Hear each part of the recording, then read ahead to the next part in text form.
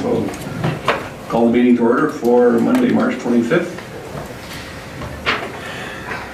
And first off, we need to adopt the agenda. Is there any items in there that we need to, other items that we need to consider? Councillor Hibbs? Thank you, Mayor Creasy. I don't have any additional items, but I will move that we adopt the agenda as presented. Thank you very much. Any additional input? All those in favor? Thank you. So, given that we've got some presenters here this evening and they would like to have some time for questions and whatnot, I think we will leave our mailbox to later, but we should go through the minutes from March 11th first.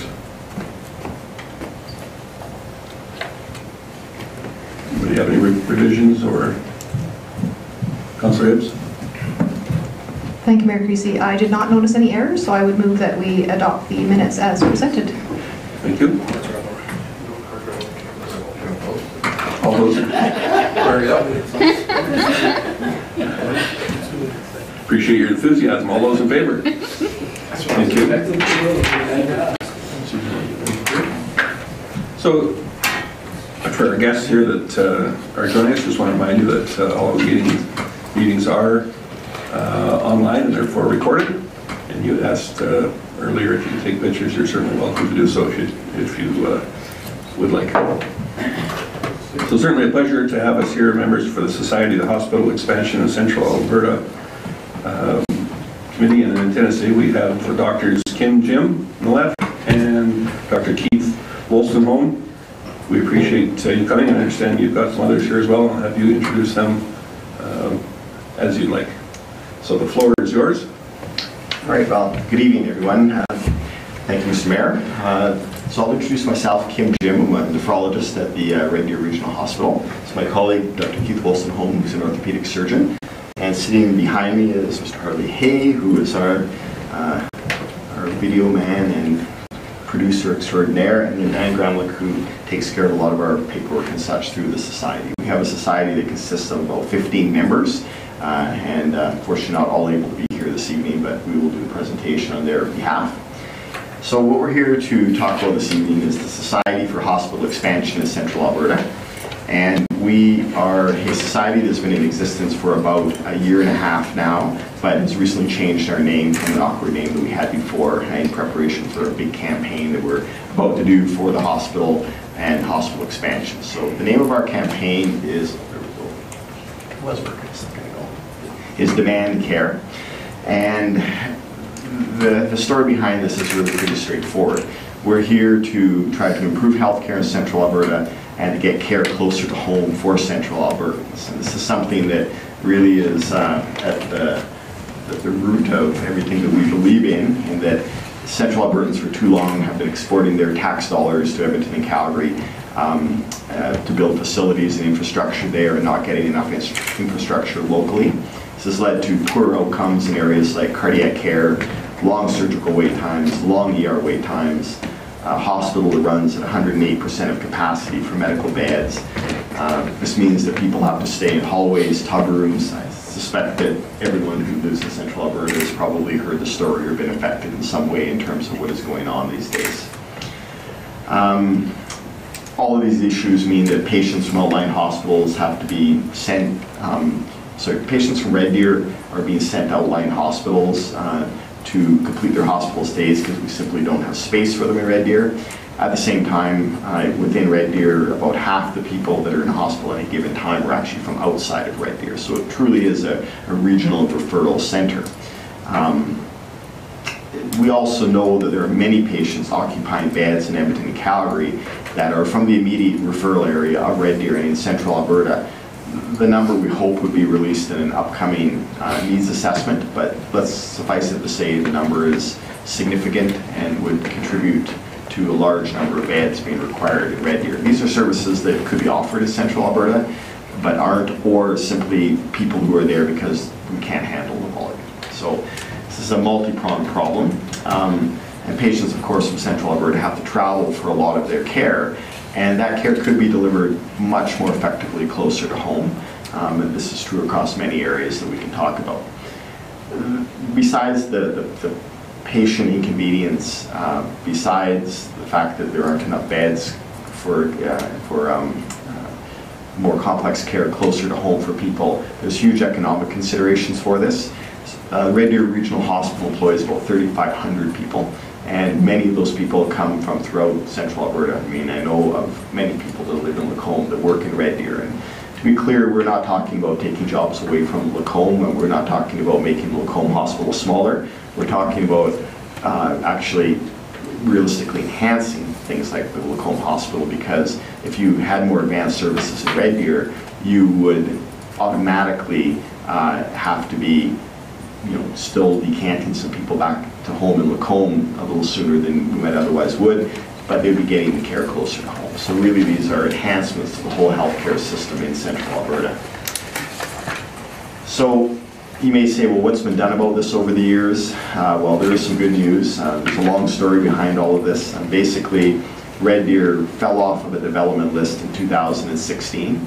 We had at one point been what we were told the third most acute problem in Alberta for hospital funding. That we were quite encouraged when the two projects ahead of us were funded, and very discouraged in 2016 when we fell off the list entirely. And that was really the catalyst that got all of this going. I'm happy to say some progress has been made, and that in the course of the past,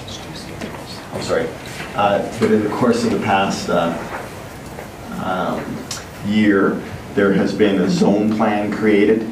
We were told originally the reason we had fallen off the list because you had no zone plan, you had no needs assessment, you had no business case, therefore you shouldn't be on the list.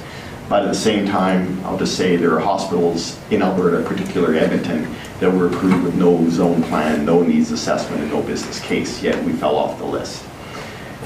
So we now have a zone plan. We have a needs assessment, which has been completed, and we've been calling for its release. None of us have seen this document. We don't really know the contents of it. We just know what we put into it, and we believe that there's a substantial overhaul needed for the hospital in Red Deer. There's a business case that had been funded to the tune of $1 million in a budget 1 year ago. Very discouragingly, that business case is yet to start being crafted, despite the fact we're 1 year later. And there's an interventional cardiac services report, because you no doubt have probably heard quite a bit about the issue of cardiac cath in central Alberta, that basically says that cardiac catheterization is deliverable in central Alberta, and AHS is actually on the record as saying that they would like to work with us to do this. At the same time, unfortunately, we've had limited meetings with them about that. And really there's been no commitment of funding from AHS for a cardiac cath lab, and unfortunately Central Alberta continues to be overlooked in this regard. So I'm just going to get to really what that's sort of our background, and this is really getting to the crux of what we're here to present. So what you have in front of you is a graph right now that shows hospital funding. That is the total healthcare infrastructure funding.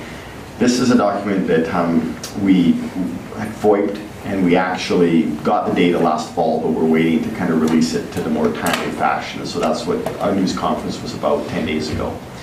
So originally, Dr. Wolstenholme had gone through newspapers and collected data on what the spending had been over a decade or over 20 years, and we got some numbers that suggested things were not good for Central Alberta. And we in turn FOIP'd the data when we realized our data wasn't really getting as much respect as we thought it should. And indeed, the numbers are as bad as we thought. And I don't know whether my pointer will work, it doesn't. The far graph to the left shows the total amount spent in Calgary zone, which will work out to be just around $2.5 billion over the 10 years prior to now. It's 2008 to 2018. And you can see Edmonton zone down and such on down the line. The little orange bar to the far right represents Central Alberta, and that represents about just over $100 million in spending, as opposed to the $2.5 billion in Calgary. So you're probably looking at it and say, well, that doesn't tell me much because that's not per capita. So this graph is actually just a representation, but I think what is striking here, we're the little wee sliver at the top in light blue. So Edmonton and Calgary take up the lion's share, but look how much north and south have already received relative to Central Alberta, just in that. When you break it down and you actually look at it on a per capita basis, it really looks quite a bit worse. I just have to get this thing to move. It doesn't like moving for some reason. So here you see these numbers, and so this is the per capita funding on infrastructure over the 10-year period of time as noted. And you will see that north zone, that's actually one graph too many, but it'll go back one. You'll see that north zone, which is Edmonton North essentially, received $2,086 per capita over that 10-year period. Calgary, 1,633, South 1,513, Edmonton 1,118, and Central 228. That's dollars per capita. So that's fairly striking in terms of where we sit. But what is probably even more striking is when you look at the actual amounts that have been funded for two more major projects in Edmonton and Calgary. So there's a cancer clinic being built and South Edmonton Health Complex, which is being funded and built as we speak. That brings the per capita spending to $26.62 for Edmonton, $25.33 for Calgary, and north and south remain the same, and of course Central Alberta remains the same. So if you look at all of that, it's even probably worse because we only FOIP projects over $5 million, and we can tell you there's a lot of projects under $5 million in Edmonton and Calgary. It's only for a 10-year period of time, and we know the data for the previous 20 years, or previous 10 years was as bad. And it just basically shows that there are huge funding inequities.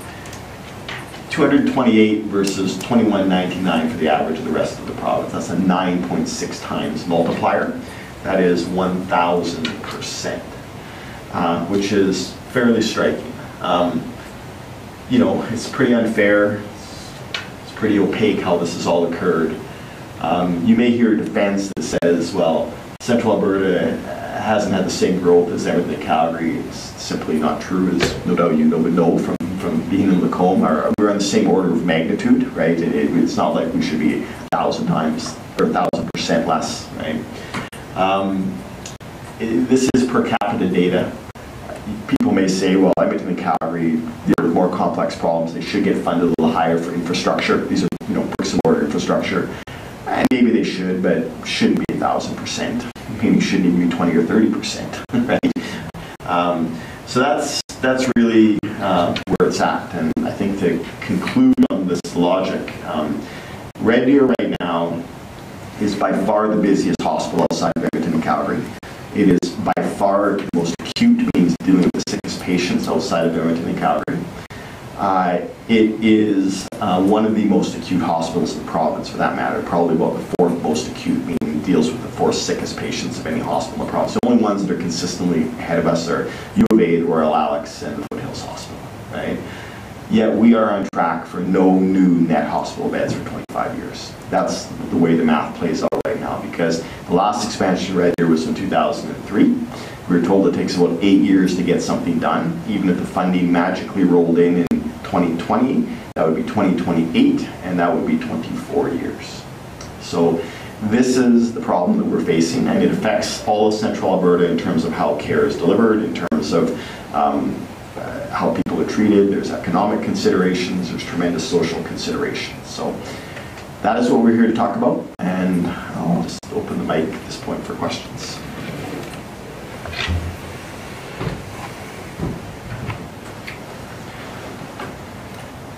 Councillor Ross. Thank you, Mayor Creasy. What about in your presentations providing data how it also affects the outlying hospitals, because it's been quite prevalent that Lacombe is at max because Red Deer is at max. Panoka, I've heard it even as far away as Rimbey and elsewhere. So it's just not a Red Deer. It's all, no disrespect, but it affects all of Central Alberta. For example, even the cath lab, lack of having a cath lab depletes our EMS because it takes 4 to 6 ounces a day to take patients for cath lab procedures, which then we're having affects our response times even through EMS. We would totally agree, right? I mean, I think that the number applies to all of Central Alberta in that regard, and it really is a twofold problem. It's a bad issue, but it is also an issue of services in terms of more advanced services that should be delivered closer to home for people. So it is definitely both, and I think that the bed requirements in the central, so I am speaking on behalf of SHECA, not on behalf of AHS, and I obviously hold a position in AHS, but I don't speak on their behalf. I can only simply say what they have said in the media, and what they have said is that, you know, the core of Central Alberta certainly struggles for bed capacity, that's for sure. I think I'll just add one thing. All the numbers that Dr. Jim presented there refer to central zone, not just Red Deer. So that means no, that 228 per capita applies to hospitals in Lacombe, Sylvan, Rimbey, everywhere. So there actually hasn't been any significant infrastructure anywhere in central zone for 20 years. So it's not just a Red Deer problem, it's a central zone problem. So I just had one item there to clarify. So this is strictly bricks and mortar type infrastructure. This isn't machinery and operations, nothing to do with that. That's just totally separate? Has nothing to do with operations, right? And in general, it doesn't have anything to do with, you know, a CT scanner or this or that, because those are not bricks and mortar capital infrastructure, right? They usually come in under the $5 million mark, most of those projects, right? So they don't end up crossing Alberta Infrastructure's desk. And in fact, may make it somewhat worse given population difference, but of course they need more of these high-priced equipment, so that's not even included in this. So. A lot of that wouldn't be included, and the other part of things is that it doesn't speak to the programs that are behind the infrastructure, right? So it may be one thing to get a shiny new hospital in Calgary, but you don't realize that there are programs that are being inserted to that infrastructure as well. So PLC, Peter Lougheed gets an expansion. They have a multi-million-dollar vascular services program there now, right? So there are programs that go behind these dollars as well, which is basically people that you don't even see. And the implications for healthcare delivery are tremendous, which is predominantly as a physician what we're concerned about, but the implications for society and the economy of Central Alberta is enormous. You're essentially exporting your tax dollars. That's what's happening. Thank you. Councillor Hughes. Thank you, Mayor Creasy. Thank you for your presentation today. I think it's maybe important to just sort of reiterate what you're talking about, different zones, but of course if you're not really familiar with, you know, what that is, if you could maybe explain, because when we're talking about central zone and per capita population, like I believe you know, it's about 450, 500,000 people that we're serving, so that it's a large geographic area, because of course that's much bigger than, like you said, just Red Deer. So if you could, I have a number of other questions as well, but if you could just sort of expand on, you know, what that zone looks like. So good point. When I gave one of these presentations earlier, I put up a map of Central Zone, and you could hear the ahs in the crowd because people didn't realize how big Central Zone is. So we go north to Drayton Valley, Wetaskiwin. We go south to Sundre, Drumheller, and we go border to border to BC to Saskatchewan. So the number is variable depending on what statistics you look at, but at the top end, it's probably 550,000 people. And unlike other zones, Central Zone only has one referral hospital. So where there's specialist care, it's just in Red Deer. Whereas South Zone has Lethbridge, Medicine Hat, North Zone has Fort Mac, Grand Prairie, Edmonton and Calgary have multiple hospitals. Where really, like, we really shouldn't even call it Red Deer Regional Hospital, it should be Central Zone Regional Hospital, because all of those 550,000 people that need specialist care come through Red Deer Regional. Yes, thank you for that clarification, because I think that's really important. So I understand completely where you're coming from with the frustration with knowing what the criteria is that the government decides, you know, to make these decisions on what to fund and what not to fund. Having been a former school trustee, I know what that's like to submit, you know, what you would like in this zone for a priority, and then to have either no response or to maybe be on the list and then all of a sudden be off the list, and there's no real, you know, rationale as to why that is, and I totally understand that. I think everybody here probably has personal connections with, you know, something that's happened at Red Deer Regional, you know, or not having been able to have something addressed here and having to get shipped out somewhere else, and that can be, you know, these are life and death situations quite often, and that's, you know, that is terrible, and especially when we've seen these numbers that you're providing this. I knew it was bad, but I mean, that really, you know, drives that home. I was recently involved in a campaign, and one of the topics, like the hot topics, was healthcare and access to healthcare, and that while, as you said, it won't be exactly 100% even across the province, that would be unrealistic to expect. That the fact that it's so egregiously uneven is absolutely ridiculous. So I guess that leads me to the question, again, excellent presentation, but what is it that you want out of this presentation? Is it just so that the public is able to hear this in this community? Are you looking for something from council? What's the ask here?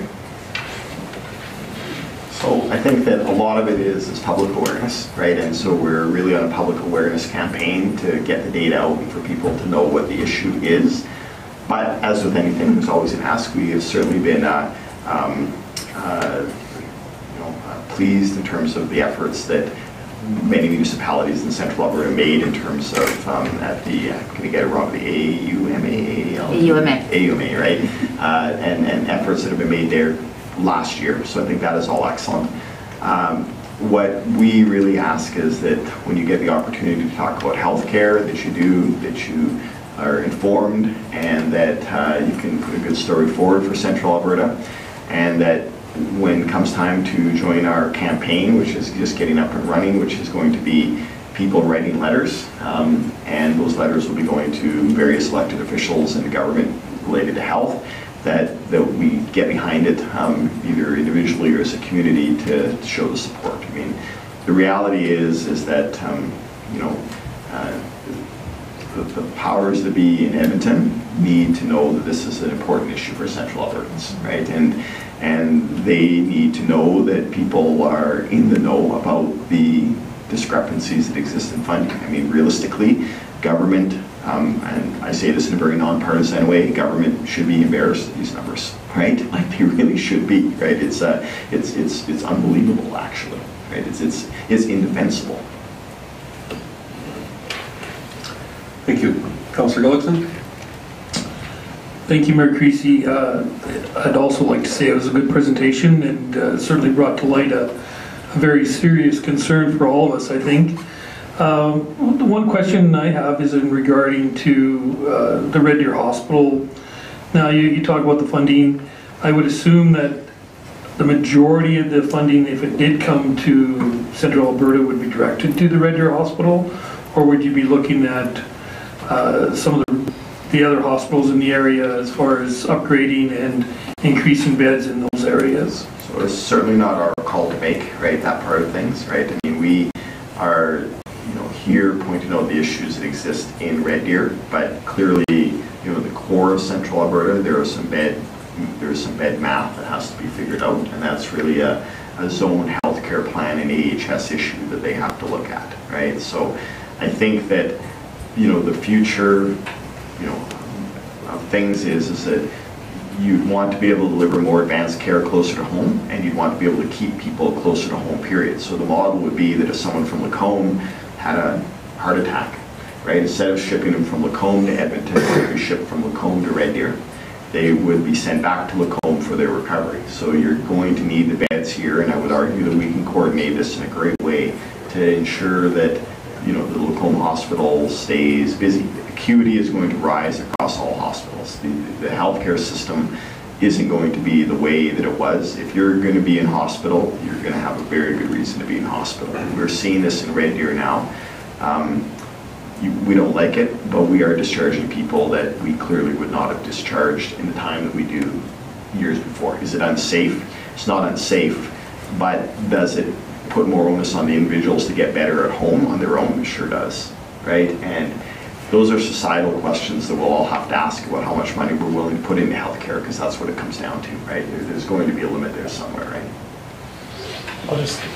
I'll add to that. From a surgical perspective, currently surgeons who are based out of Red Deer do thousands of cases per year in facilities like Olds and Innisfail and Stettler. And as far as being willing and able to go elsewhere in places like Lacombe, we are absolutely interested in that. And even if, let's say we got approval for Red Deer Regional Hospital expansion tomorrow, it would still be a decade probably before we're up and rolling. So in the short term, you know, and this is a little bit me speaking personally as opposed from societal perspective, is that we are absolutely eager to deliver healthcare in anywhere that will have us and put a roof over our heads.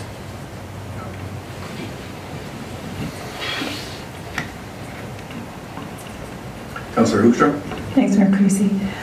Yes, thank you too for this presentation. I particularly like the facts that we can use as we go forward and talk to people about this. I'm intrigued. I'm one of those people that's in a sandwich generation, so I know what's happening with my parents and with my children, having children. And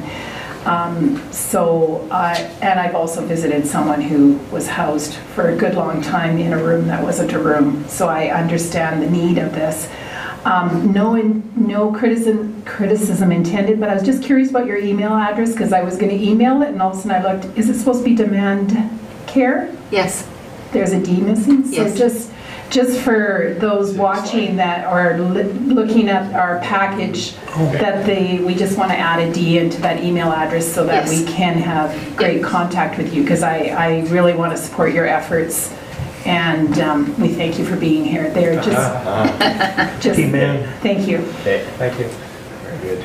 And for that matter, it's not even up and running yet. The last email came from my personal email, so we're a grassroots movement. The new website should be up within 2 weeks. Councillor Ross? Thank you, Mayor Creasy.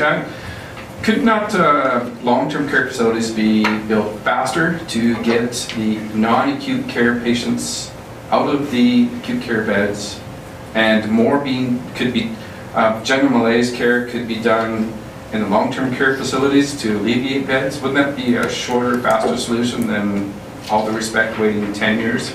Because, for example, rehab or mental health issues or the general malaise, couldn't they be redirected? I think that there are certainly people waiting for placement in all hospitals, and once again, I can speak from experience on it. I don't speak for HS, but it's been a major focus. The reality is that we can't build these things fast enough, in all honesty, right? I mean, they last year in Red Deer, last year before they opened however many 100 beds, they're all full, and we have 30 people waiting placement again in hospital in Red Deer, right? So I mean, and the same is true in all the hospitals, right? So that is clearly something that actually the current government has put as a priority, and is something that they attempted to address. It certainly is a very logical place to start. We are going to have a struggle in central Alberta until more bed capacity is built, and the next 10 years are going to be incredibly challenging. So I know that there's been some fairly significant promises from our Premier. Given that it's election time, have any of the other leaders made suggestions of what they have in mind for Central Alberta? So this actually is a great point. I mean, the NDP, I'll just go by party, NDP is on record as saying that they would support development in Red Deer. The Alberta Party is as well. And on Friday, Jason Kenney was in Red Deer and suggested that they would prioritize healthcare funding in an area of greatest need, and that Red Deer would be a consideration. So that's basically where the three main parties sit with this right at the moment. I think that no matter what party it is that wins the election, what party it is that's going to be tasked to deal with this issue, it is going to be a challenge, and it is one that we're going to need to keep their feet to the fire to get something done.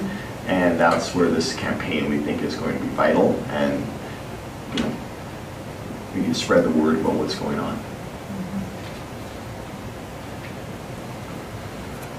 I think that's pretty well all the questions we had for this evening. We certainly appreciate the advocacy work you're doing on all of our behalves, and I know that, well, it's certainly related to your field. I know this work falls beyond your regular duties, so we appreciate the work that you do. Very good. Thank you, Mayor Creasy and Council, for having us this evening, and if anytime you want an update on things, we'll be happy to come back. Thank you for the time. It's a kind offer. Thank you. Appreciate it. Does anybody else want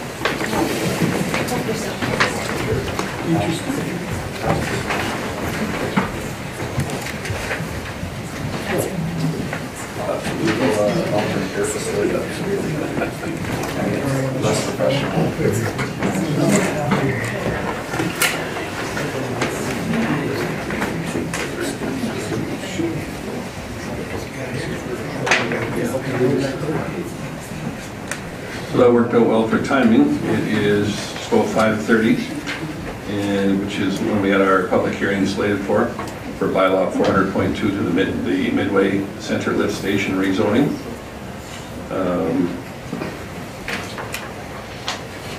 I'm going to declare that the statutory public hearing for bylaw 400.22 is now open, and that this hearing is held pursuant to sections 7, 8, 230, 606, and 296 of the Municipal Government Act 2000 as amended, and request the legislative coordinator to confirm the purpose of this public hearing, and that the statutory public hearing notice was advertised in the local newspaper, and any written submissions received and not included in the public hearing package are read into the record.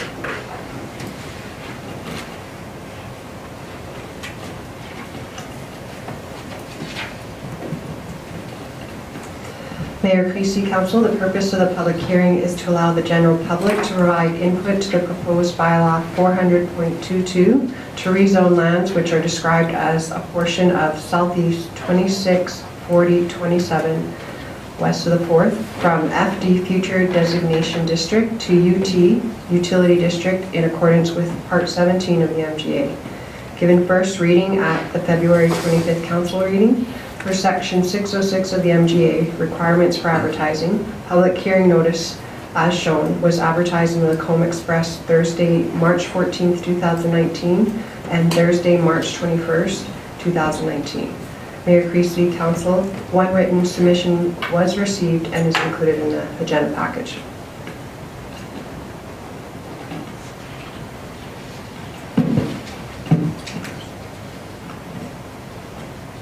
Thank you, Denise. I'd like to remind all persons giving oral presentations to clearly state their name, and the presentations are to be brief and to the point in the order that the public hearing presentations will be, and our development officer designate will start out, and those in favor, then those opposed, and then those deemed to be affected by this decision. And it's all yours. Thank you, Mayor Jordan, go Creasy. ahead. And before council tonight is the proposed second and third reading for the rezoning as described in the northeast corner of the Midway development. This is the lands will be rezoned if passed to PUL, a public utility lot, for the purposes of hosting a sanitary sewer lift station which will service the Midway development as well as a portion of the area within the joint economic development area.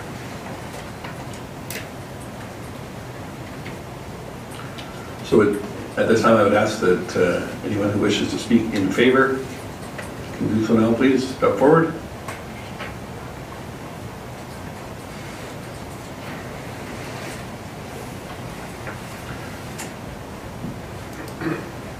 Seeing none, anyone who wishes to speak in opposition of this can do so now. An equal number of speakers there. Any person deemed to be affected who wishes to be heard at this time is welcome to speak now.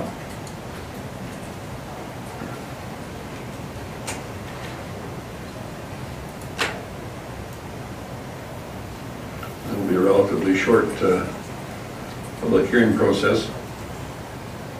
Seeing that there's no one that wishes to be heard, now 5:33, and I will declare the public hearing for bylaw 400.22 closed at that time.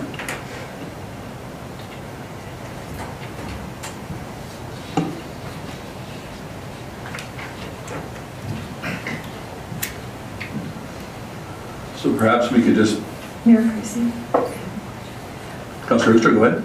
it was indicated that there was supposed to be something in our package about one submission. I do not see that submission, so I was curious about what it was. Very good. We'll look that up right now.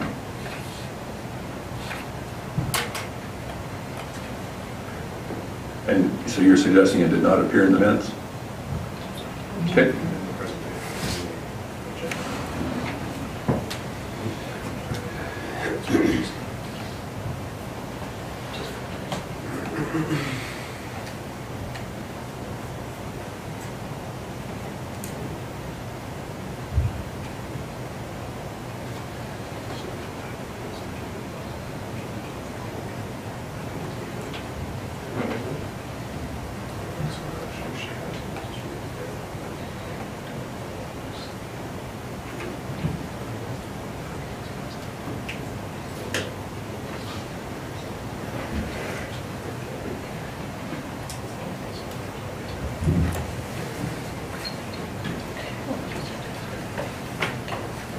Councillor Schultz, thank you for bringing that up.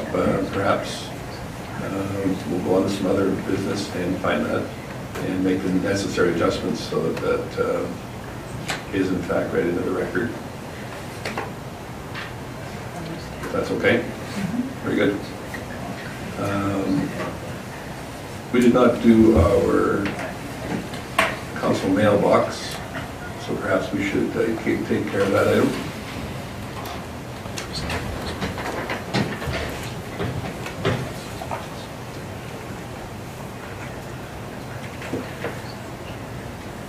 Is there any burning questions from council on the annual general meeting minutes from the Lacombe Performing Arts Centre Foundation?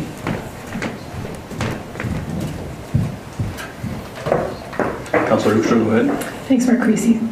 Sorry to speak again, but I was just curious why we got 2017 and not 2018. I'm trusting that that means they don't have, like all of these financials are till December 2017, so they're not ready. Is that correct for 2018? And I appreciate you bringing that up because I had the same question myself. I'll direct that to Chief Fabian, who we're at with it.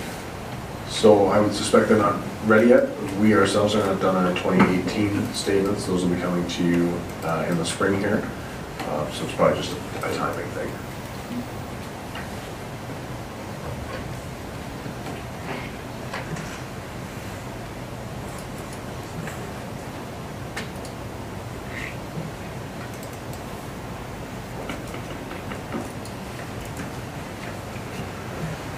Excuse me, Lynn, just look for it here, so.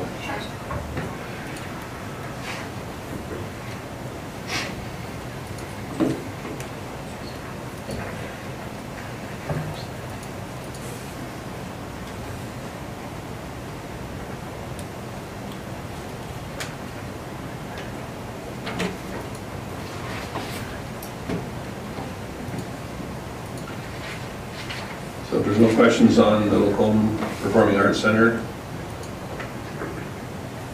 financials as presented from 2017, the next item that we have then is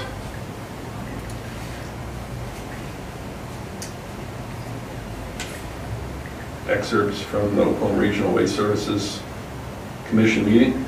Any questions or comments in regards to those?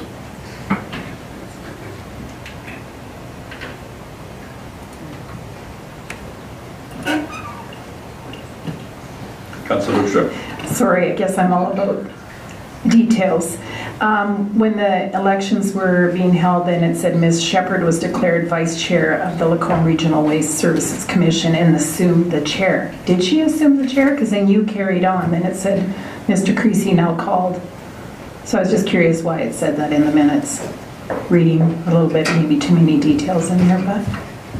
No, that's fine, and that's on page 36, I assume? 34. 34.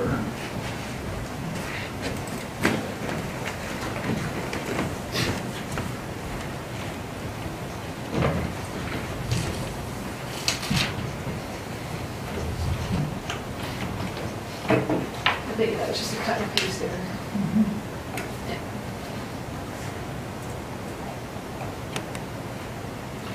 Good eye, that's only made it through about how many different meetings and people that we caught, so thank you for that. I believe that is an error, as you have picked out, so she in fact did not assume the chair at that time. Anyone else?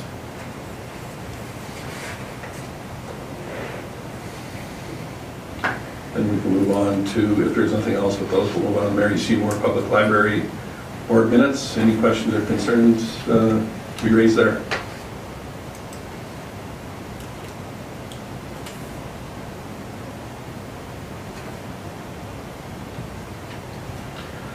Of course, the next letter there for the health care from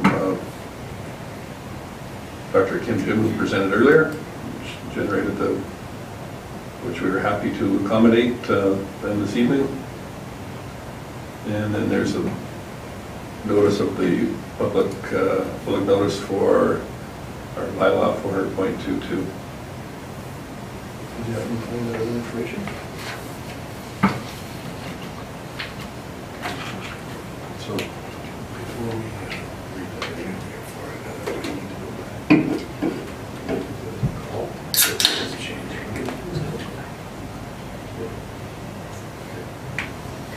So can I reopen it?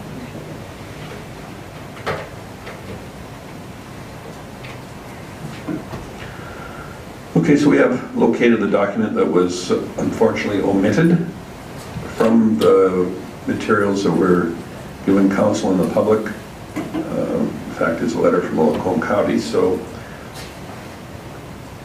think proper procedure is that I reopen the public hearing at this time and let the record reflect that it reopened at 5:40, and I will ask that our legislative coordinator read into the record the letter as presented. Mayor Creasy and Council, we received a letter from Lacombe County, February 11th, 2019, regarding notification of an application to amend land use bylaw 400 to support proposed rezoning of a portion of Southeast 2640-27 west of the 4th Meridian. Thank you for providing the county an opportunity to comment on the proposed rezoning and amendment to bylaw 400. The county has no issues. Yours truly, Lacombe County, Anita O'Driscoll, Senior Planner.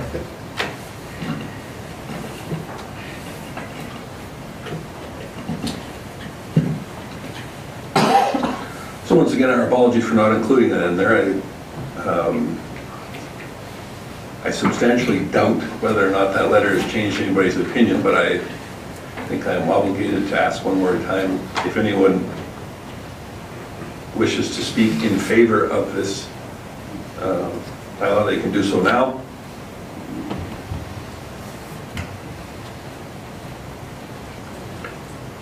Not seeing any, I will call anyone that is opposed can speak now.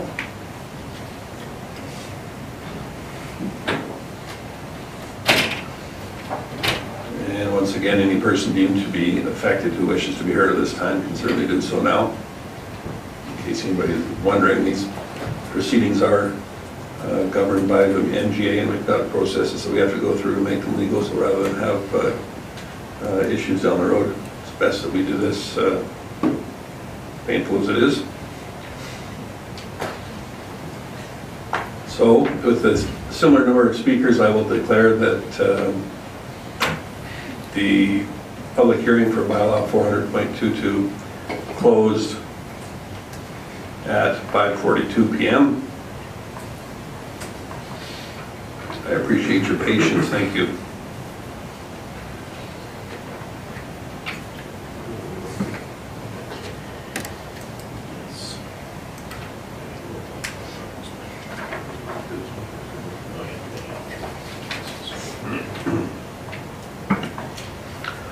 So we'll go down to subsection 7 here, bylaws, and ask the Director Thompson take us through the bylaw 400.22, the Midway Center Lift Station rezoning for second reading. Thank you, Mayor Creasy. At this time, I would have nothing further to add. It's a rezoning for a public utility lot. This is a portion of land that has been identified in the Midway Center outline plan for this purpose. And tonight we're asking Council to give second and third reading to the land use bylaw amendment as proposed. Thank you. Anyone have any questions?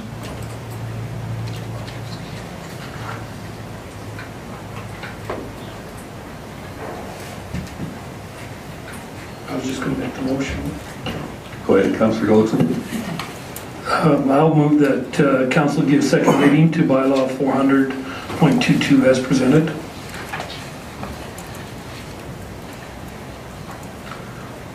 I appreciate that. Any further comments? All those in favor? Thank you. And are we interested in entertaining third reading this evening or not? Councillor Jacobson, go ahead. Sure, I move that we give third reading to bylaw 400.22 as presented. Thank you. Interesting to have a bylaw like this go through without any input from anybody in the public or any council, but I guess that means we've done our homework previously.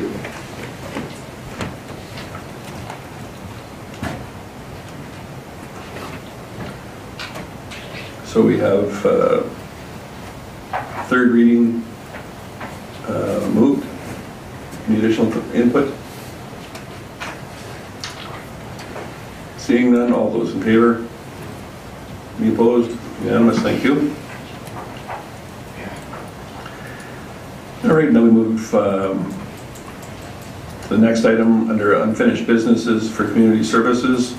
I'll ask that Director Juke take us through the MEGlobal Athletic Park expansion project for 2019 and 20 and its funding options.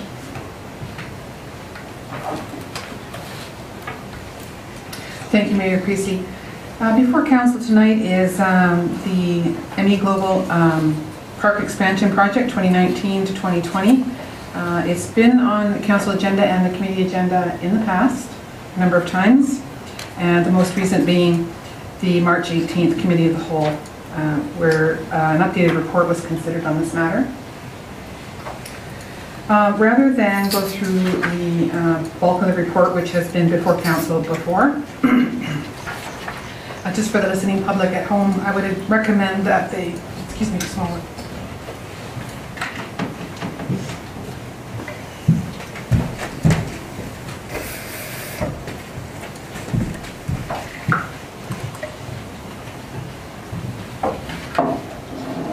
Always at the most opportune moment. I recommend that the public at home viewing this meeting online just review the report, which is available online.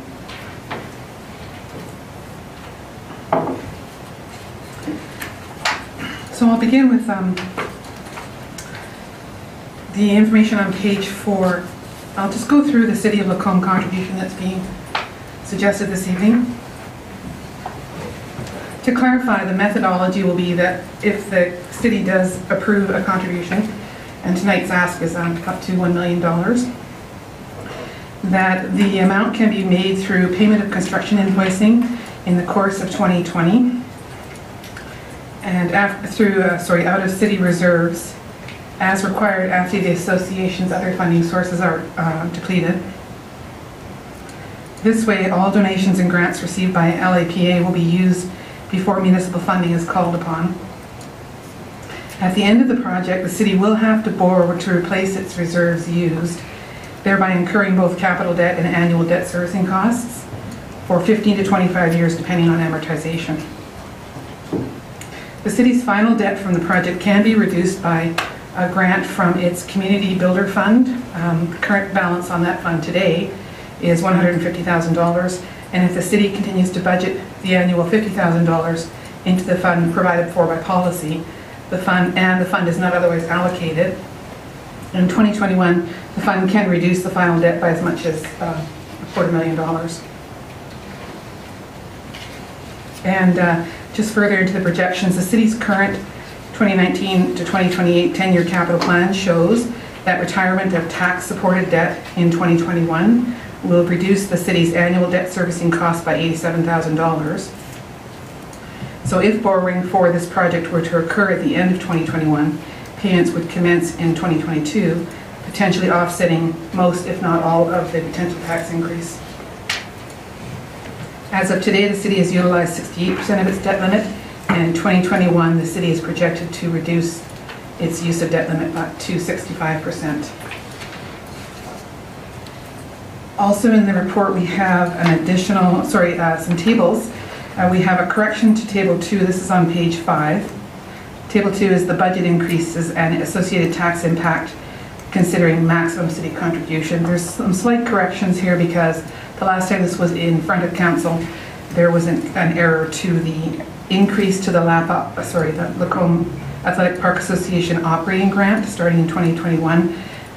Incorrectly entered numbers there resulted in a slightly different tax impact at the bottom So that's been corrected now. You see the maximum tax impact at 0.72% and the minimum, depending on the amount of grants received, if any, from the federal and provincial tax program or grant programs. The resulting tax increase would be 0.14%. I believe that was 0.15 in the last report. On page 6, we have a new table. One of the things that council was asking last time this was before them was an idea of how much the park costs the city to operate. And it was suggested that the association's contributions to park operations might be included in that. So this table does express that. And as you see, in 2021, the operating costs to the cities would increase by $84,410. And that's truthfully for the debt servicing for the capital development going on.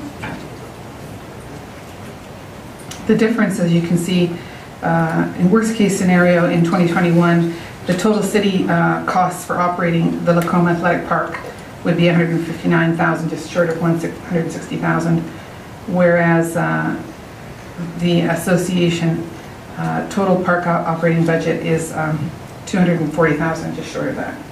So the difference would be the contribution from the association. That does not include any accounting for their volunteer hours.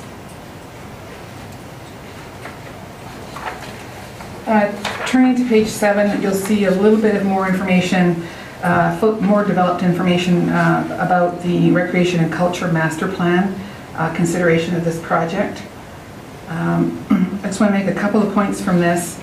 The track at MEGlobal Athletic Park was considered in that plan as a future project, valued at approximately $1.5 million. Corrected for inflation to 2020, that estimated cost becomes approximately 1.8. The plan, the master plan did not consider two other components of this project. One is the expansion and improvement of the field house at $1.4 million, and the addition of a storage building for equipment. I don't have a separate pricing on that item. Those items are coming forward together with the track installation at this time, because deficiencies in the field house as a support building for the athletic park was not evident in 2013 when the master plan was put together. Field house lacks public accessibility, and its washrooms, change rooms, and other amenities are not designed to support large numbers of spectators in addition to teams of athletes and support personnel.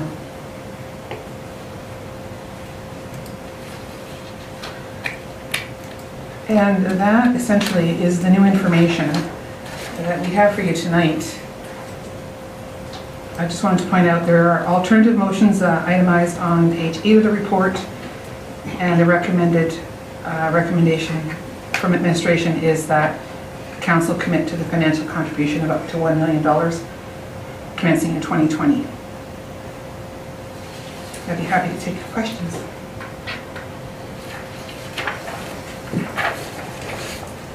Councillor Ross. Thank you, Mayor Creasy. First and foremost, I think everybody in the community hugely appreciates all the efforts of this group and the board and the success and the facility they bring to the city, but I just want a better picture of the grant process and what the net result commitment could be to the citizens if with the grant process. So if LAPA goes forward and the grant process either is not funded through the 2 grants or later, best case scenario, you get 40% of $4 million. I guess I'm asking the director and CEO some math here. That best case scenario, you got 40% of $4 million is $1.6 million, which the net to the city and the county is $400,000, $200,000 each. That's the absolute best case scenario. But with the time frame in which you want to move forward with the project, if you're unsuccessful in the first phase, or the time frame of the grant process that you apply for the remaining phase of project, that's $2 million, and if you get 40% of that, that's $800,000 towards which leaves $1.2 million left, which is then a $600,000 responsibility each to the county and the city. I guess I would like more clarification on the grant process, because how the success is of the grant process significantly makes a more clear picture to the responsibility of the taxpayers to the city and the time frame of it. Because like I say, it's a wonderful project. It's, you know, the spin-off, if there's a significant amount of events that may encourage a hotel to build, there's lots of spin-offs, but the bottom line is this is a downturn economy that you know, we got to come out of, but yet I just want to know more of the realistic numbers, and I think a lot of people are asking, you know, we're kind of going on the max bet scenario here of $1 million from the county, $1 million from the city, move forward. What's the success of a grant application if the half of the project is already done before you get answers on the grant process? So then you only qualify for the $2 million, or do we qualify for 4? So all due respect to the group organization, is it better to get to delay for a year so you get all the answers of the grant applications? That might be a setback to their passions, but if it means $200,000 investment from the city versus $1 million or $600,000, that's a big difference. I just want more clarification on the options of the grant process. So Director Juke will be able to give us the timelines a little bit better, but for sure, any expenditures that occur prior to a grant application would not be eligible for that grant. So I think what you're highlighting is that it may be advantageous to have a larger grant application that, you know, to have the most eligible costs, the full $4.5 million of the project, rather than just phase 2. Is that? Well, I don't know what I'm asking questions with the grant process, because I honestly, what's the best success option that benefits the taxpayers is what I'm trying to say. Is it better to apply for a $4.5 million grant, or would they far more to approve a lower grant? Like, it's all a learning curve for me, and you want to set it up the best to succeed for everybody. So I would agree. I wish I could tell you what the chance of success would be or the amounts. Certainly one consideration, does it look better to the person or the agencies reviewing the grants if all the money is in place already, and that the project will go ahead with or without the federal government's and the provincial government's input? Or would you want to have it be a, you know, that's a linchpin for the project, that you need that grant funding? Those are all considerations when you're looking at this, for sure. I guess the concern is the perception that if the county and the city each puts in $1 million, would the perception be to the person that's reviewing the grant as, well, they've already got the funding, so they don't need us, so we don't get anything? That's the worst case scenario.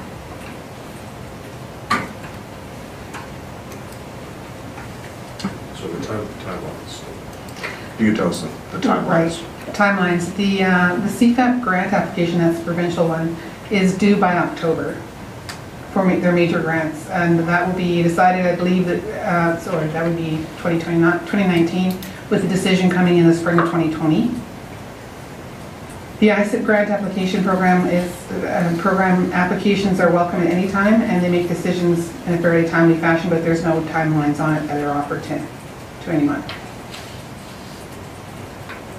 Sorry to interrupt, but sorry, so then if you project is started prior to October with a $2 million commitment, and then, but you don't apply to October and obviously don't get a response of 2020, does that still leave the field house that they want to start in September? Does that still allow that to qualify in the application? Both programs, I believe, are any dollars expended prior to the decision on the grant application are not eligible for project funding. You can apply, the project isn't disqualified because you started, but just those dollars that are expended prior to the decision are not considered to be costs still needed for the project. But I do believe, and I'd have to review the ISIP application, but I think commitments from the local municipality are considered a strength point. A commitment is not the same thing as the giving of the money.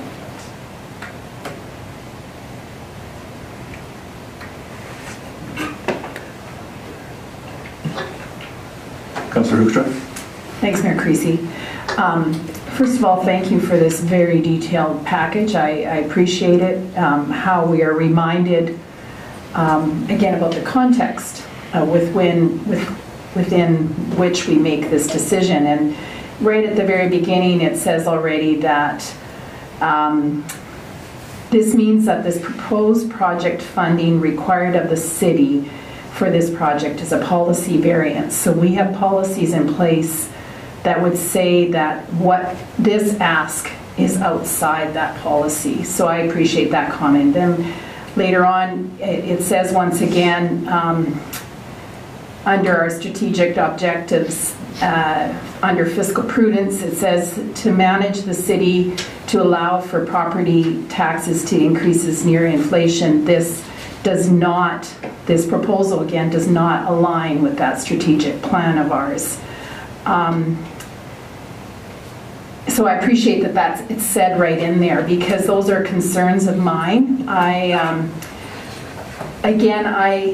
very much impressed by volunteers in Lacombe, and I don't at any point, I don't like this role that I have to take, that I'm putting projects beside each other, but that is our reality. Right now we have other projects on our desks that we have to look at. If we fund this request as is, then we won't be able to do some other things in our city. And I value lots of things for the people of Lacombe, and I'm concerned that funding this one to this degree would not allow us to support other projects. Having said that, the other comment that I highlighted in here, it says 75% of the overall cost of this infrastructure would be funded by other sources. And I think that is amazing, and it's a wonderful thing that we have in front of us, but yet just because that is in place, I'm not 100% convinced, then we must be that other 25%. And so, yeah, that's my comment at this point.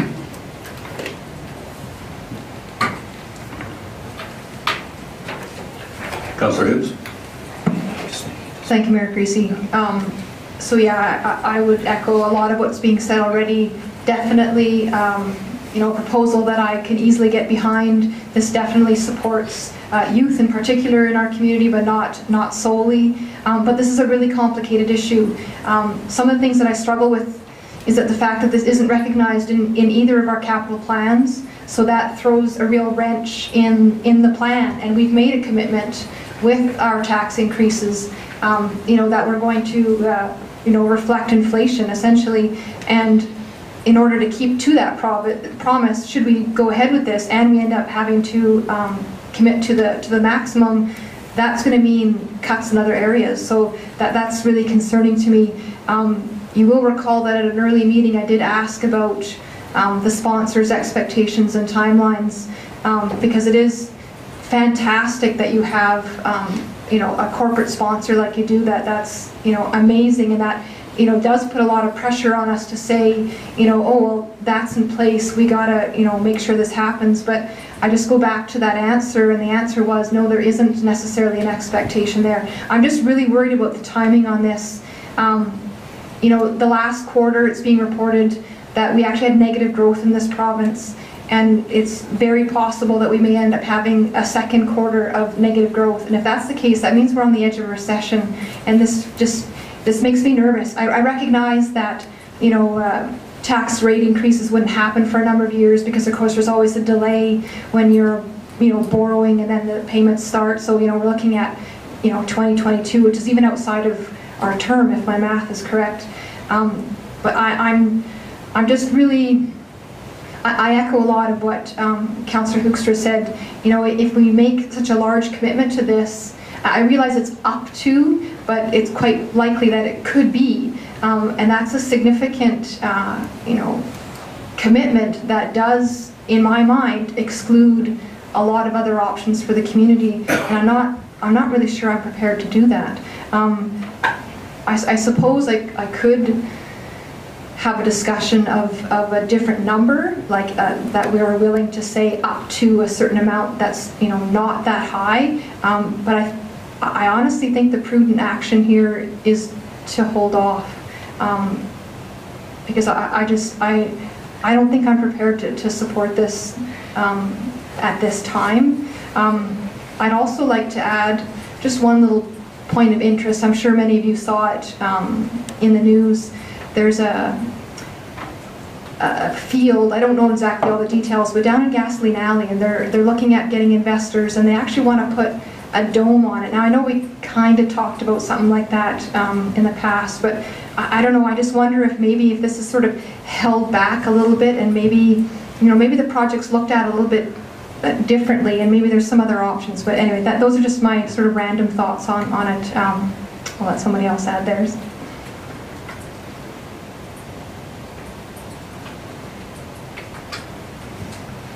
Councillor Connick. Thank you, Mayor Creasy. The issue I have, and again, as Councillor Ross and others have said, I certainly support the efforts of this group and all that you've done, and it's tremendous. Volunteerism in this community is awesome, and to see this project come as far as it has solely on your efforts is tremendous. I guess my issue, and I liken it a lot to as everyone knows, I'm not a huge fan of our empty bus that runs through town here. And my issue is there, we'll have spent probably close to $1 million on it shortly, and it really services very few. My issue here is that, again, $1 million towards a project that, well, one would argue would probably serve more people than currently ride the bus. But again, in my opinion, not a very small fraction of this community really would ultimately use that track. And so, I mean, to me, $1 million we better spend, redoing CME Trail north of the roundabout, or $1 million we better spend redoing the service road along Highway 2A, for example. So, but I'm not opposed to supporting this. I think, I would support a $250,000 contribution to the project. We have $150,000 in the Community Builder Fund. I'm sure we could come up with another $100,000 in the next budget, perhaps. But that would be a number I would feel comfortable supporting. I can't support $1 million. I'm sorry, fellas, but it's certainly a worthy project. But there's, as Councillor Hibbs and Councillor Hoekstra alluded to, there's many things that we're trying to accomplish. And, just no disrespect, this is certainly a great project, but when I think of things that when I was first elected, we had in our 10-year capital plan a new public works yard, and that thing isn't even on our 20-year capital plan anymore. Everything keeps getting pushed further and further and further back, and it's very hard to reconcile all these requests and try to keep the balance we're trying to find in this community with every request.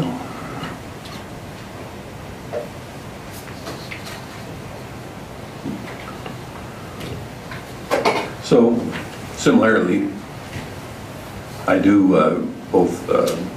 I certainly respect the work that this entire group does on behalf of our community. Certainly the work and efforts that they and all the volunteers do in providing this recreational area for all of us. However, I just struggle with the $1 million price tag at this time. I think there's got to be some other solutions that we can come up with, whether it's having additional grants in place, or perhaps entertaining a significantly less amount at this time. But is recreation important to our community? No question about it. Unfortunately, council is tasked with considering many other things that are not only important but critical for our community, and this is just a hard one to justify at this particular time in this amount for me.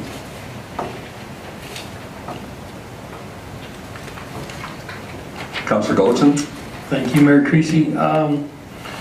It does seem like a lot of money, but I think when we look at other facilities in our community that provides similar things to us, it's not that big of an amount. I mean, when you look at the LMC, the arenas, all of those the recreation facilities, I think this project, we're underestimating how much it will bring to our community. When I think about this facility and what it could bring, I look at national championships, I look at provincial championships and all of those, the economic spin-offs that they would bring, and I don't want to see us certainly not do this. I'm a huge fan of this track, and I would like to see it happen. And I think for our youth and our whole community, it would be a great asset. And I think the investment, I don't believe it would be $1 million, and I understand the request. I think that the fundraising and so on will be strong enough, and that it will not be $1 million for the city, but I understand the request to have it in place for their future grant applications, because I think that's important. Director Jude indicated that, and so I would be in support of it.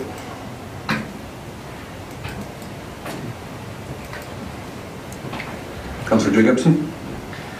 Yeah. You're the only one left. I've been back and forth on this, like, even I was hoping that somebody would say something that was really going to cement it for me, to be honest with you. And I suppose the biggest philosophical problem I have with not supporting it is that I have an extraordinary soft spot for groups and people with vision and the will to make that happen.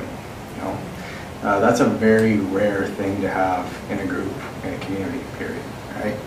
So a lot of people, you know, talk about these things, and very few people have the either the wherewithal or even, you know, the ability to see them through. And what this group has put together, you know, even though there's been some comments made about, you know, 75%, all that kind of stuff, I mean, it may seem somewhat impressive on paper, but believe me, it's like 70,000 times more impressive to do it in real life, you know. And I am extraordinarily cognizant of the cost implications, and that, you know, there may be adjustments to our capital and all that stuff, and that's all correct. And I'm kind of on the fence too as to how much this is actually going to add. I don't know. I mean, track is important. You know, those events are good. I don't know if we're going to see a tremendous amount of direct input, but where it does add, I mean, it certainly adds to the ambiance of Lacombe is a great place to come to. You know, why would people want to move here? It's just one more thing, right? So I think that's where we would ultimately see the benefit. Yeah, but the $1 million is a rough one. It's just a shame that the timelines and everything wasn't such that, you know, we had an exact number. You know, so I'm just kind of deciding as I'm talking to you all here. But the truth is, like I said, actually, at the end of the day, you know, I believe in supporting groups and individuals who are able to have the ability to put these kind of projects together. And I follow Councillor Gulleton's remarks. I don't believe that it's going to be $1 million. I do believe that there will be a substantial amount that's going to come back in grants. You know, and I also get the feeling with this group, you know, that if circumstances were such that, you know, that we genuinely needed more contribution, I get the feeling with these guys that if we partner with them, that they'd partner back with us. So those discussions could be had at the very least. So, so I think I am in support of this, along with Councillor Gulleton. Councillor Ross? Thank you, Mayor Creasy. I fully support youth, and I completely envy people that, as Councillor Jacobson relates to, people that take things to action and have proven themselves. It's just, it would be so much easier to make a decision if you know that end number.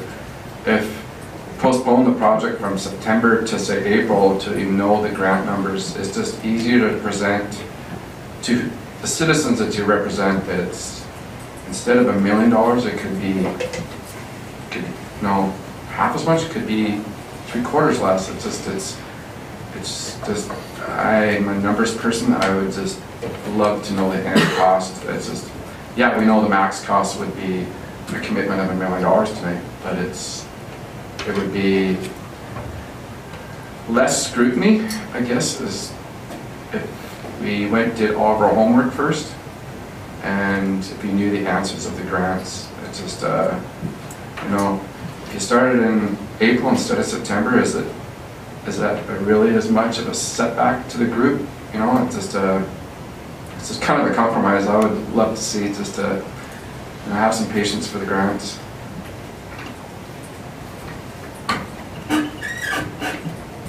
Councillor Hoekstrom. Thanks, Mayor Creasy. I appreciate what Councillor Jacobson is saying, 100%. I cannot disagree with pretty much anything he says there.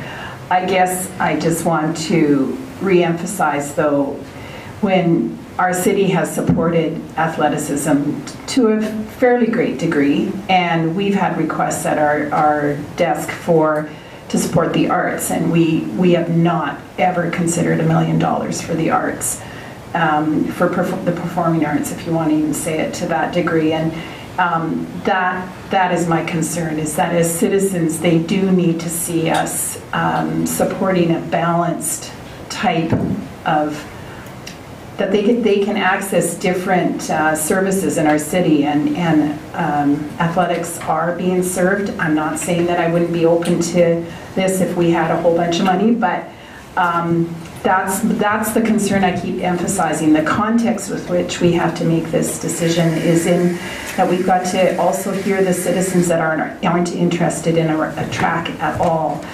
And so if we use this, I'm looking at my page because it says the Community Builder Fund. If we use it for this, then no one else can access that, and we have to answer to citizens when we say, sorry, we gave it to them. So I am very impressed with this group too. But I'm impressed with, we have amazing volunteers in our city, and you guys are just another representation of great volunteers, but I cannot put all my eggs in this basket.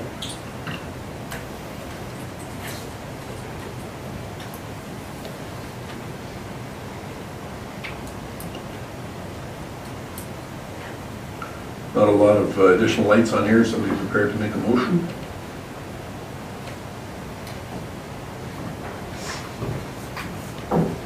Councillor Ross. I would like to make the motion that council returns the matter of our financial contribution to the Lacombe Athletic Park Association 2019-2020 MEGlobal Athletic Park Project to expand and improve the existing field house and install international regulation track and field infrastructure to administration with direction. Is that's number 3, or the or is kind of confusing. What do you expect above and beyond? So just from your previous discussions, it seemed like the direction that you would be providing would be to wait for grants. Is that to wait for that's my more on it? intentions of option number 3, because I think it just gives a more clear picture for us to move forward. So perhaps it would be number 3, and then just finishing it off would be with install international regulation track and field infrastructure to administration with direction to return with the item upon response from 2 grant applications. Correct. Denise, did you get that? Yes.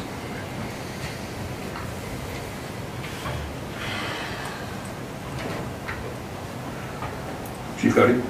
So I want to be very clear. Director Duke, can you just remind us on what the implications would be in terms of timing if we were to wait for these 2 grant processes? Thank you, Mayor, Christine, Council. I believe that the next time this matter would then be brought to council would be in the spring of 2020.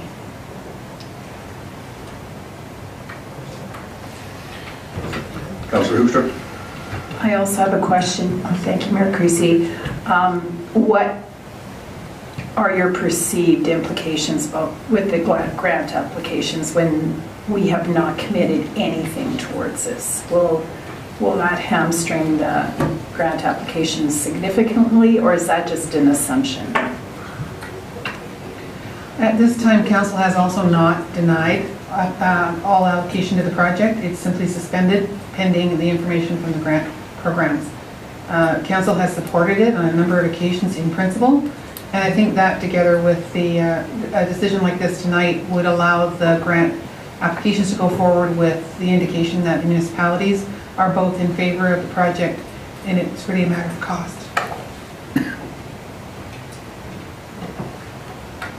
Councillor Connick. Thank you, Mayor Christie. My only concern with your timelines then is that in terms of budgeting, we're doing our budget in the fall. So if we're not committing to a number now, it'll be the 2021 budget before we commit to a number. You know, I understand that they're going to put a shovel in the ground this year already. Me personally, I'd like to see us commit something in this year's budget. And that's why I suggested the 250,000.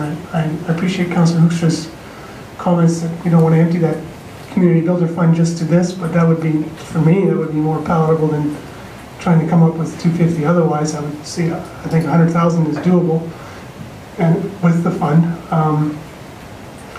Anyway, I support the motion. However, I think we need to commit something in this year's budget. As you alluded to as well, it kind of helps with the application process for the grants if there is some money that we've committed to already. Thank you. Councillor Ross. Thank you, Mayor Creasy. I would ask for feedback from CAO Gowdy and the director if it makes sense to amend it with the community builder fund in addition to number 3. I don't think we need any direction from them. It's your motion. Yours perfectly. I want it to make sense. I guess in the best interest, I guess, is I'm asking for advice. Chief Gowdy. So I think you can make that motion. It would be within your purview to do so. I think use of the community, like allocation of the community builder fund, I would say is probably a separate, would be usually done under a separate motion. I also heard Councillor Connick talking about a upset limit of 250,000, which would be different from the motion you've put forward. So if you want to, you can. I would say typically you would see those allocations in separate motions. So if this motion was passed, Councillor Connick can then further make a recommendation or motion to add a specific amount over top of it, or would you either defeat or make this motion? This would be final. So the way that one reads there on number 3 is that returns the matter of financial contribution to the Lacombe Athletic Park Association, and for more input, and it was outlined that would not be until basically a year. Basically, spring of 2020. A year away.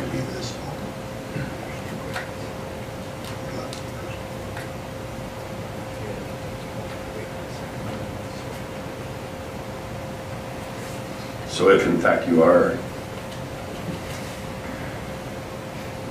wanting council to consider an amount, you may want to consider an alternate motion.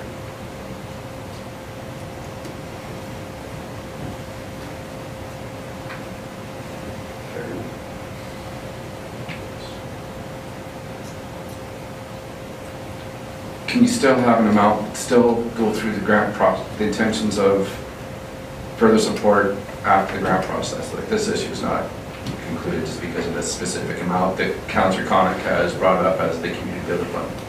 I don't think that any amount, one way or another, binds council from allocating future funds. Because it's really, all due respect, $100,000 to the whole scope, the whole project is not change in completion of the project. It's what the LAPA group decides to move forward with, decide to do with the means that they have until our 2021 budget and or the grant applications. Then if the grant applications are successful before the 2021 budget, then it's council's direction to give them funds. That's the direction the council would do at the time of them applications being approved. Correct? Chief Cuddy? Yes, and Councillor Connick was correct to point out that that would be after the budget process, but certainly the capital budget, especially if you were borrowing for this project, which is what we've shown in terms of the operating impact, the capital budget is easier to amend than the operating budget, sort of mid-year like that. So especially if it was a borrowing, it's just a matter of passing a motion to add it to the budget. So I wouldn't be too constrained by the 2021. I think if you did hear back, sorry, I'm just thinking about this now. If you do hear back, you want to wait till you hear back from the grant applications. I think at that time, whether it's you're bumping up at 250 or you're saying here's the amount, I think you could make those changes quite easily.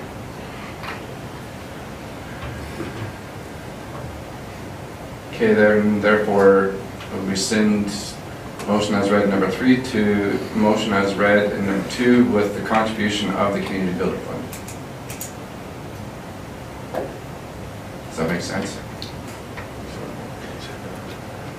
So the contribution of the Community Builder Fund is actually only $150,000 is the balance today, and so that's fine if that's your intent. If it was, I know that Councillor Connick had talked about 250. If 250 was your thought, then I would say probably be specific about. No, the contribution of $150,000, which is now the Community Builder Fund. Therefore, then it's no more further community debt until we get confirmation of the applications.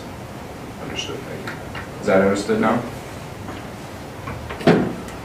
So the council approves alternate financial contribution of $150,000 to the Lacombe Athletic Parks Association 2019-2020 MEGlobal Athletic Park Project to expand and improve the existing field house and install international regulation track and field infrastructure. Thank you. Director Duke? Thank you, Mayor Creasy. I just wanted to remind council that if capital funding was approved in 2021, after the grant amounts were known, council would be able to utilize city reserves for that financial year and budget for the borrowing to replenish those in 2022. So it wouldn't necessarily interfere with or trip up the budgeting process because there are reserves that we can use in the interim. Thank you. Councillor Hoekstra. Thanks, Mayor Creasy. I guess I'm still not in favor of defeating the fund. I appreciated when Councillor Connick suggested $100,000. Yeah. Anyone else? So we do have a motion but on the floor. Sorry, I just need clarification on what motion. So I understand your first motion was withdrawn, is that correct? That is correct. And the second one just speaks to, okay. The second one reads that council approves an alternate financial contribution of $150,000 to the Lacombe Athletic Park Association 2019-2020 MEGlobal Athletic Park project to expand and improve the existing field house and install international regulation track and field infrastructure.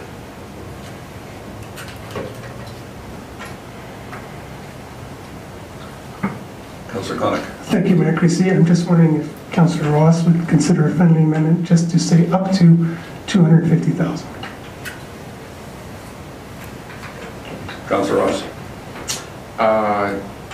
I would like to stick to the 150 because then we're not committing any definite debt until we have a definitive answer on grants. Thank you. Councillor Gullickson? Thank you, Mayor Creasy. Just a quick question on some clarification. Does the amount of our contribution affect the amount of the county contribution? I guess the short answer to that would be certainly, because they have indicated that they would participate likely, but it would not exceed the city's contribution. Thank you. Chief Gowdy? So just, I just pulled up the guidelines for the Community Builder Fund, and I wanted to advise you that typically there is a step that involves the Macomb and District Recreation and Culture Board, which reviews applications to that Community Builder Fund and makes recommendations to council, who does ultimately hold the decision-making power. So I believe that it is well within your authority to specifically allocate the funds held therein. But the normal process is that they are first reviewed by the Macomb District Recreation and Culture Board, just so you know. We appreciate that additional information, but that was not included in the motion. It's read, it was a dollar amount, not an origination of a dollar amount, so just so we're clear there. Councillor Hibbs? Thank you, Mayor Creasy. I just have two things. First is actually a bit more of a point of order. I think we do need to review a little bit of when we make motions and then actually withdraw motions, because that typically is not in order, especially once debate has happened around a motion that is on the floor. When it's on the floor, council actually owns it. Then it's on the table and it's up for discussion and it's up for then voting on and not withdrawing. So I'd like some review on process there, because it does lead to confusion. It's unfortunate that that motion did not stay on the table, because I would have supported it. Unfortunately, I will not be supporting this one, only because I like the original idea of where we were going to wait to find out what numbers were and then make a decision at that point.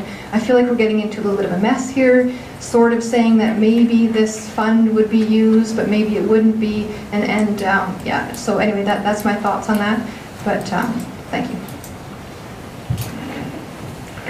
Appreciate the comments on process, but keep in mind that this dollar amount did not have anything to do with where it originated from or which account it was coming from, the community builder. The discussion. Correct? The motion did not, as I said. Fair.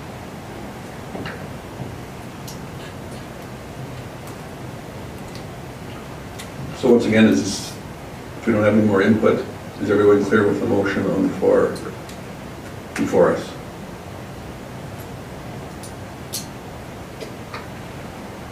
Chief Gowdy? Just in the interest of erring on the side of caution, perhaps we could have that motion read one last time before being voted on.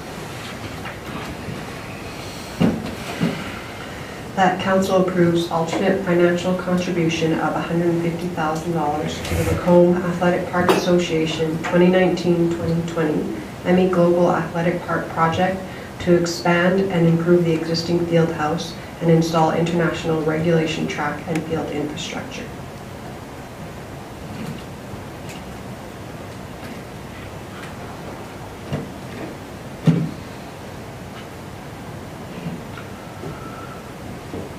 Other lights, I will call the question. All those in favor?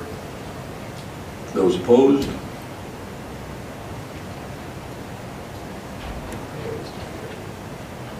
It can't be a tie vote, there's 7 of us. Did you see votes? Very good. I only saw 6 hands, so I had to ask, in fact, if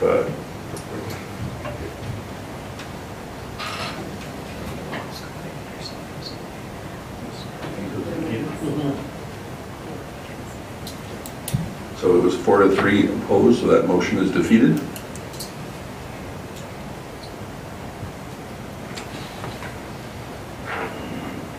Councillor Hibbs? Thank you, Mayor Creasy. I would like to revisit that first motion that was withdrawn. I don't remember the exact wording, but it was based on alternative number 3 there. If that could be perhaps read out again and see if that's what I intended. Certainly, you can certainly read it out however you choose. I like the wording that was. Just this way that is put in the notes? I believe so. Okay. Sorry, I want to be clear about the motion. Are you making the motion as written there, or with the additional direction being to wait until hearing back from the grant applications? Yes, with that extra little, that's why I asked for it to get read back, because I remember there was a piece added to it, I just didn't write it down when it was added, so I don't have the wording in front of me. Do you still have the wordings?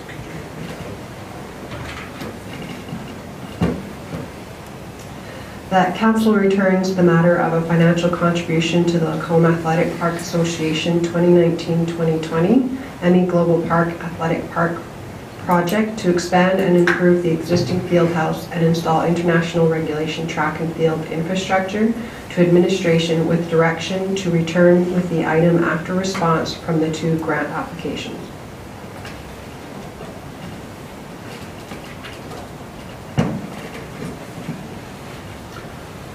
Appreciate that.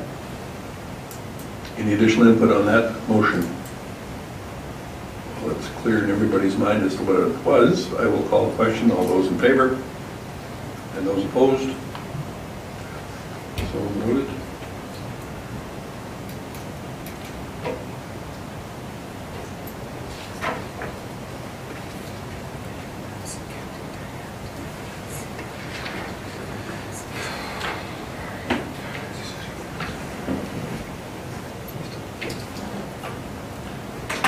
So while we're on process here, when we went through our council mailbox, I do not believe that we accepted that as information, so now you've had lots of time to think about it, someone should probably make a motion accordingly.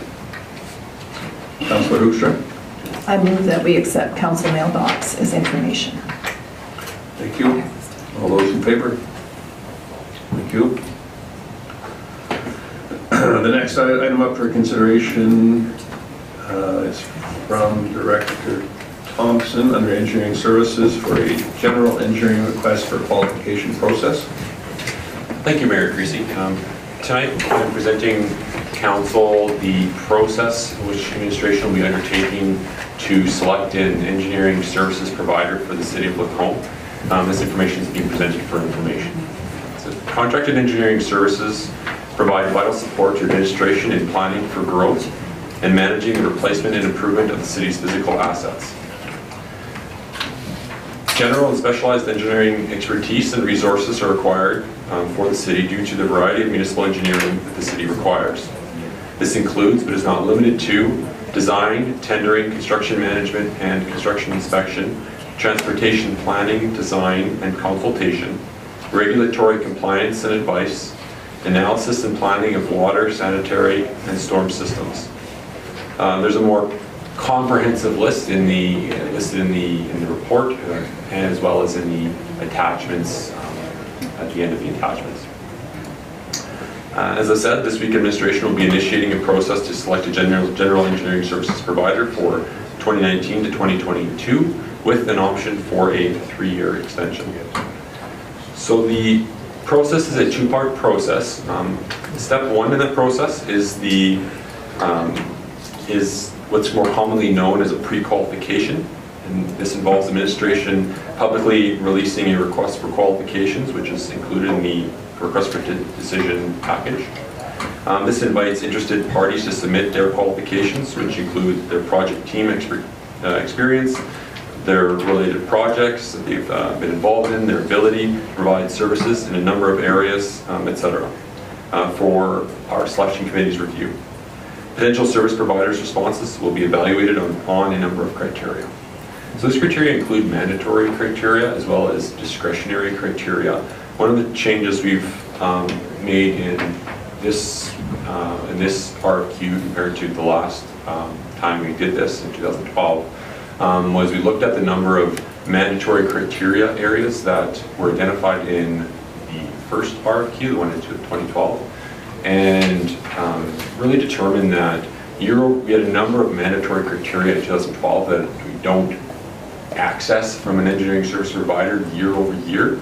things such as crane inspection or specialized structural engineering are nice to have and good to have in a well-rounded engineering consultant, but not necessarily something we need to access more year over year. And so we've revised the RFQ in this round to not make those types of, say, more one-off needs mandatory. So what this will do is it kind of opens it up a little bit for other service providers to engage the city on the engineering services needs that we will more likely to need year over year. So the first step of the process being the qualifications. The selection committee will rank those qualification proposals, and the top 3 will be invited to participate in the second step of the RFQ process. The second step is a request for proposal stage. This only the highest top ranking proponents will be invited to participate in this stage. The city will ask the consultants to propose a fee schedule and work methodology for 3 separate projects. The projects will be a mixture of actual projects the city will undertake and other projects that may not be specifically identified in the city's budget, but the city feels is representative of its scope of engineering needs. The proposed fees, schedules, and work plan will be evaluated by the selection committee. Ultimately, the committee will propose one engineering firm to be its general engineer for the 2019 to 2022 time frame. All in all, we expect this process to commence this week and conclude around in June, according to the schedule identified in the RFQ. And so we're presenting this information tonight, just so council is aware of the process we will be undertaking. But certainly if there are any questions the council has regarding the process and regarding how we select a general engineer, then happy to take them. Thank you, Director Thompson. Go ahead, Councillor Hoekstra. Thanks, Mayor Creasy. So just a couple of comments. The front of the proposal, or the RFP or whatever, it says that the deadline is in March, but inside it says April 9th.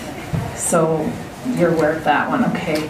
Then on one of, now I lost the page, there's a note, nowhere in there does it use nice formal, it says on 12.1.4, it says please provide. I was just curious why suddenly it said please there and everywhere else it's just will provide or whatever. I thought it was nice it says please, but it was odd. And then on one other note, I believe, no, here. Then yeah, under the water distribution system on page 20, it says the North Red Deer River Waste Services Commission. Should that not say Water Services Commission? Wastewater, but is that not? Because it's going under water, yeah. Wastewater or water? Because I Googled it too and I was like, am I mixed up here? Why does it say waste services and should be water services commission? Yeah? The city provides services, operational services to both the Water Commission and the Wastewater Commission. So certainly the intent of this section would be water, and so it should say water. And the Water Services Commission would fall under, the Wastewater Services Commission would fall under the category above it. So thank you for catching that. We'll amend that before it's distributed.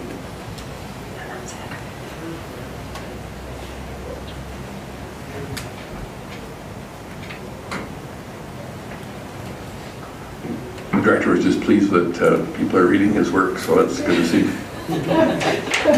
I'm a wife. So I was just curious, what is it that has brought this to council now? Is this something that we're mandated to do every so often, or what's the policy? The last time we went through this process was in 2012, and so we are at the end of that contract with the extension allowed or identified at that time, and so we are bringing this back forward to see what's in the market and see what industry is providing, and just to ensure our citizens are receiving the value that they expect in an engineering services provider. Thank you. Councillor Hibbs? Thank you, Mayor Creasy. Actually, it's rather amusing. I did have somebody from the community asking me about when is the next time that we'd be going through this process, and here we go. I have no idea what firm they're from, so no contamination there whatsoever. But I am glad that we do this, and it's really public like this. I do like that it's a relatively short contract with an option for extension. I think that's really responsible. And then I also do like the explanation given as well by Director Thompson about reviewing some of the criteria that we're looking at making mandatory and making it be really realistic so that we can attract hopefully a number of different firms that will end up with the best option. So thank you. Thank you. Is this something you're just looking for a go-ahead on the pre-qualification process or the entire procedure? What is it that you're after today? We don't need direction from council tonight. This is just a substantial contract, multi-year contract, and we wanted to make sure council is aware of the process that we will be going through. At the end of the process, we will be recommending an engineering consultant or firm or a team of firms perhaps, and at that time council will be asked to endorse that recommendation, and so just so council knows the process we went through to get there. Very good. Appreciate that clarification. Councillor Hibbs? Thank you, Mayor Creasy. I should have just done this when I was talking earlier. I'll move that council accept the report as information. Thank you. Councillor Clonic? Nope, that's what I was going to do. Okay, appreciate that. Any further input or questions on the procedure on this process? Seeing that, I'll call the question, and all those in favor? None opposed? Thank you.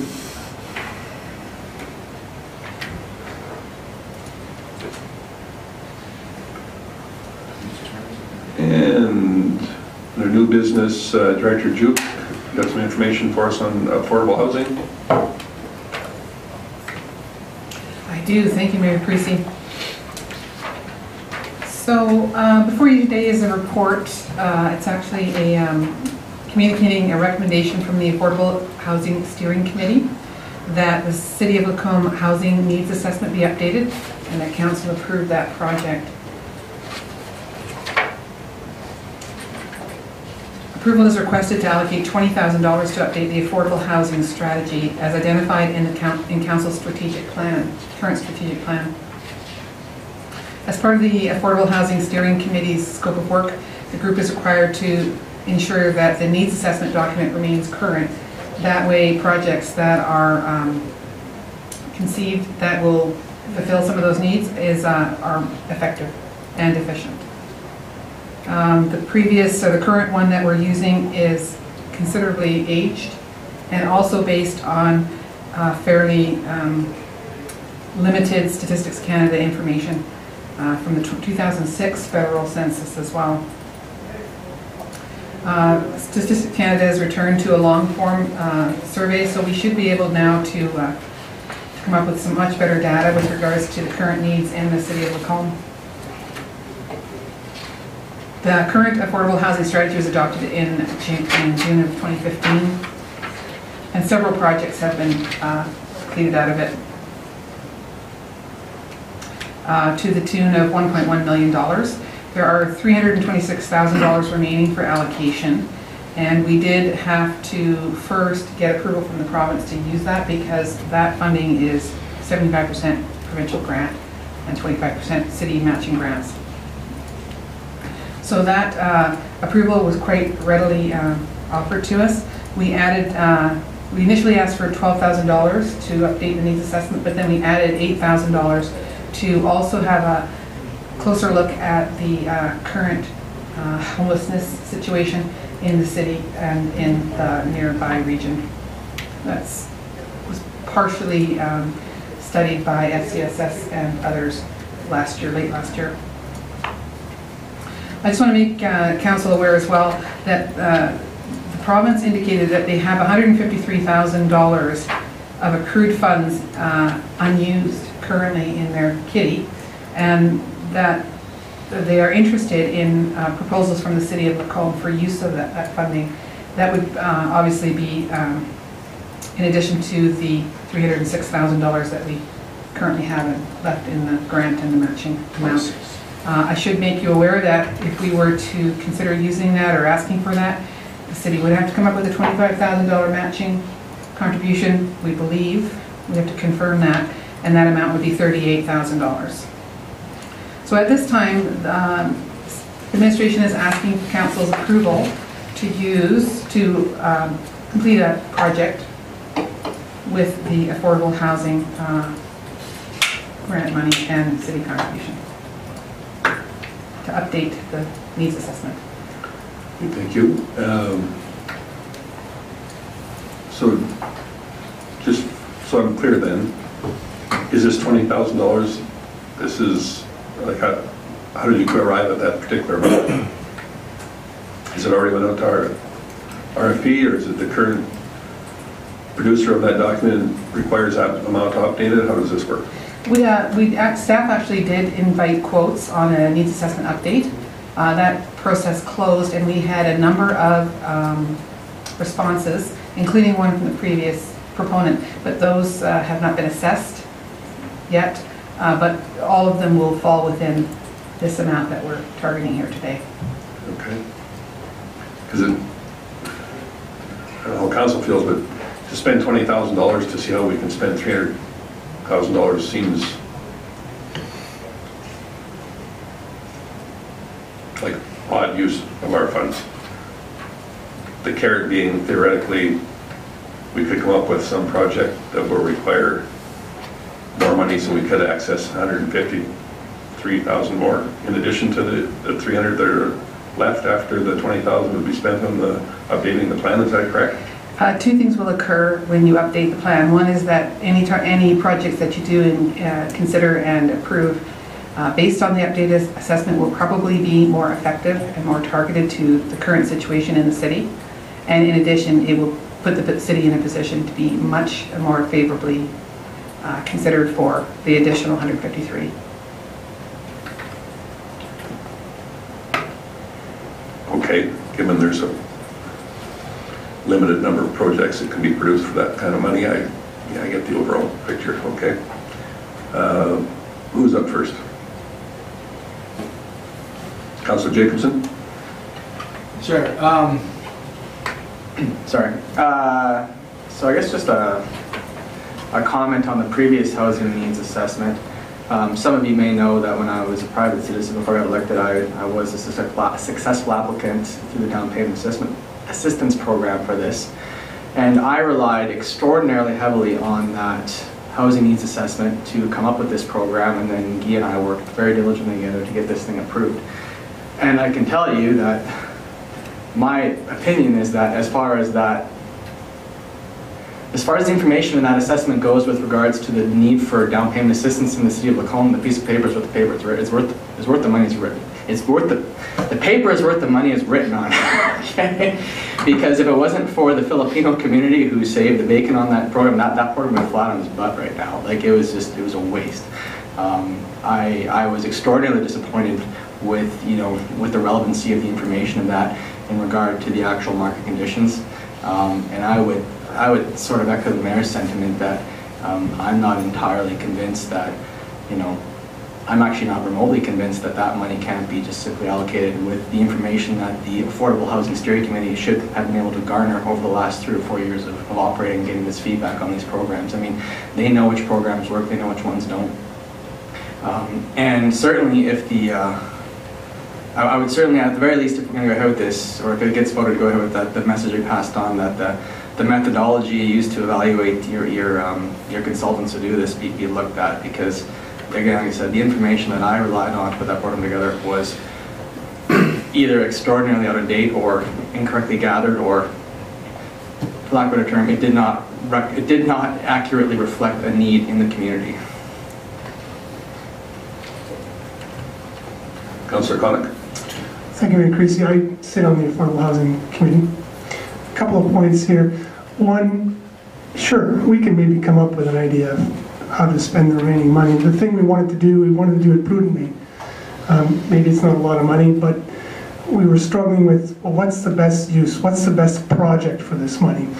And we felt that the data within maybe it wasn't very useful as far as Councillor Jacobson was concerned, but we felt that the data within that, the current housing strategy was out of date. At that point, for example, when we were compiling data for that back in 2015 or 2014, for example, we didn't have three brand new apartment buildings gone up. Those 3 new buildings have gone up since then. So that, at that time there was, one of the things that was identified within the strategy was there was a need for perhaps more apartment space, for example, and that has now been alleviated, so to speak.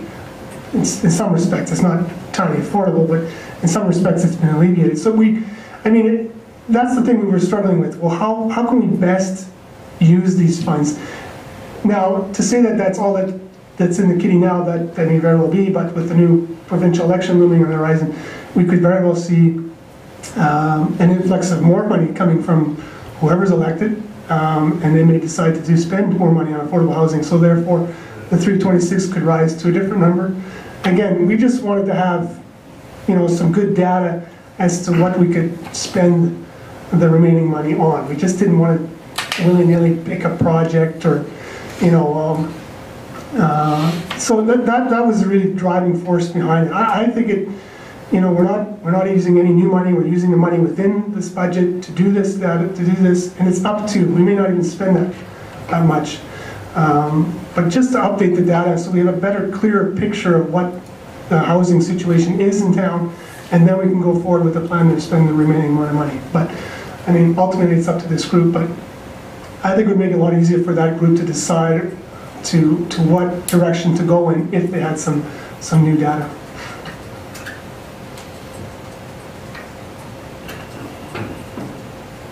Councillor Ross. Thank you, Mayor Creasy.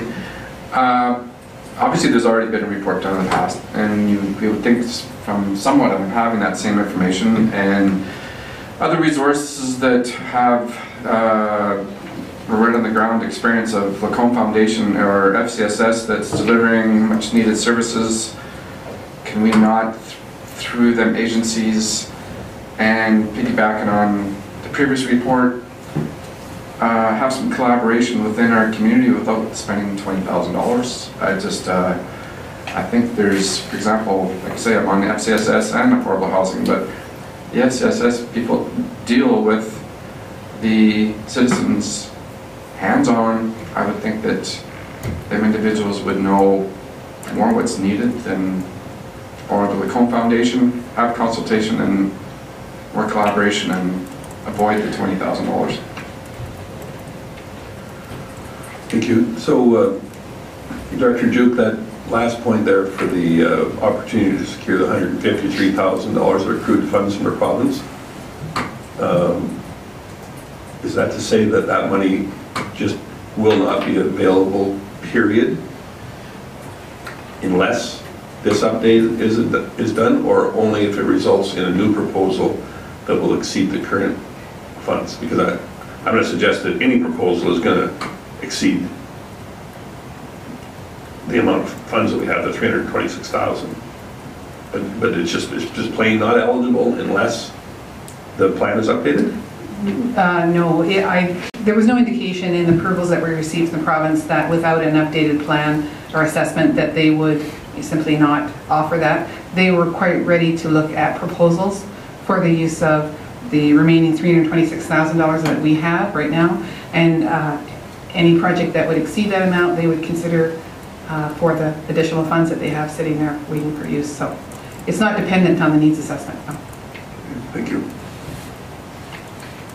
Councillor Gullickson. Thank you, Mayor Creasy. I understand from the information I've got is that the survey that was done for homelessness in town or in Lacombe was not very well done and didn't get the information that they were looking for. And that part of this study would get that information, is that correct? That is correct. I believe that the study that was done was pretty high level and not resulting in particularly actionable information. Yeah, and what I understand is a whole group of individuals in our community were really missed in that survey and didn't fill it out. So I think there is a hole out there as far as information, and we don't have it right now regarding that group of individuals that need assistance. So I would like to see that part go forward. I'm not sure about the whole $20,000. So. Chief Cowdy? So just wanted to follow up on Director Duke's comments. Certainly it is not to access the $153,000 that's accrued. It's not dependent on the needs assessment. Of course, if you have a needs assessment that perfectly lines up with your proposed project when you submit, it's a stronger application. What is needed to access that 153, even if you have a suitable project, is the city's 25% matching component, which is an additional $38,000.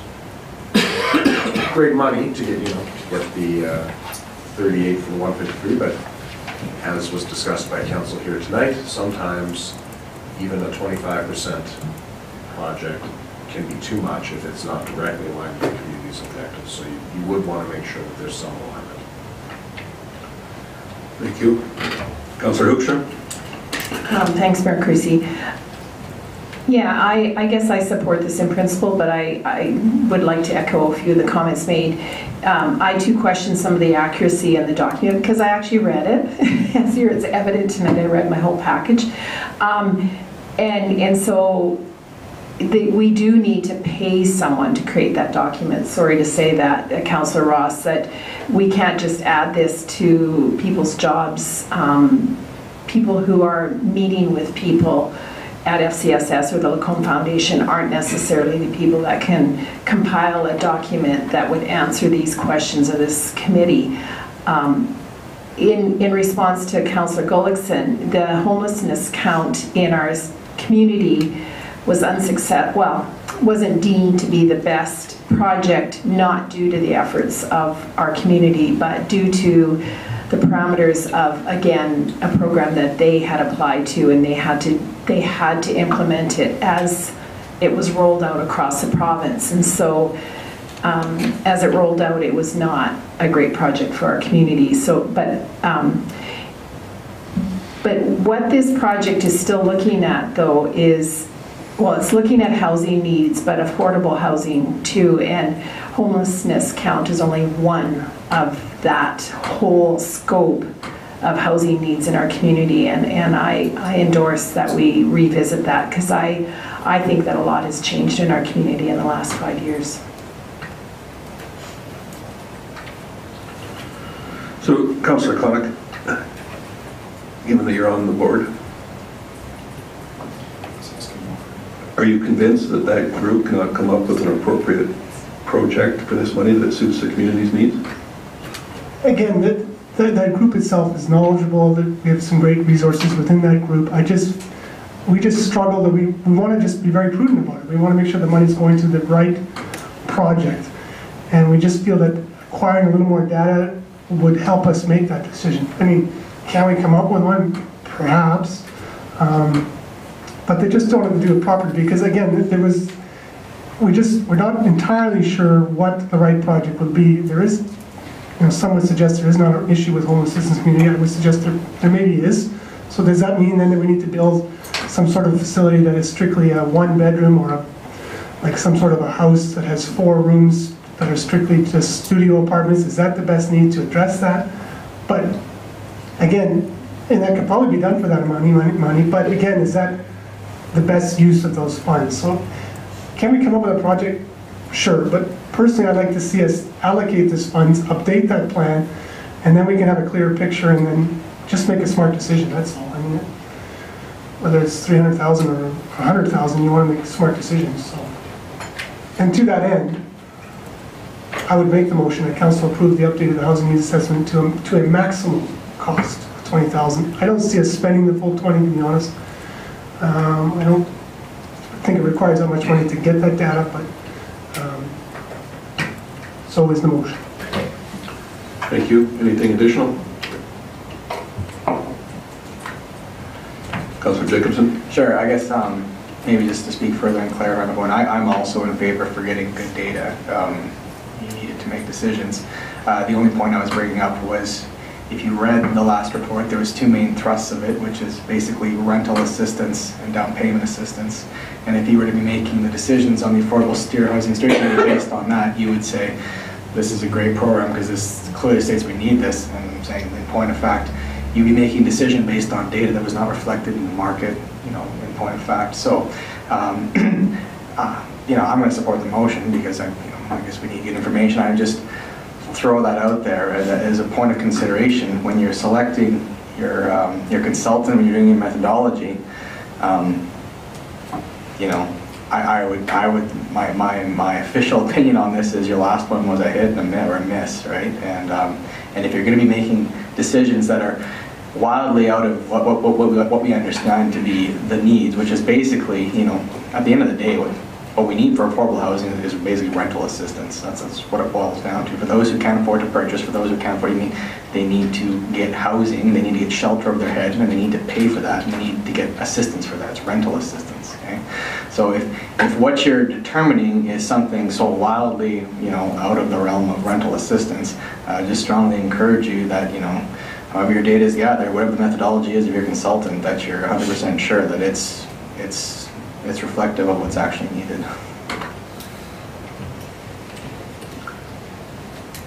I would expect, however the vote goes, that Councillor Connick will take your concerns back to his board. So everybody's familiar with the motion as presented? All those in favor? All those opposed? Thank you. Appreciate that.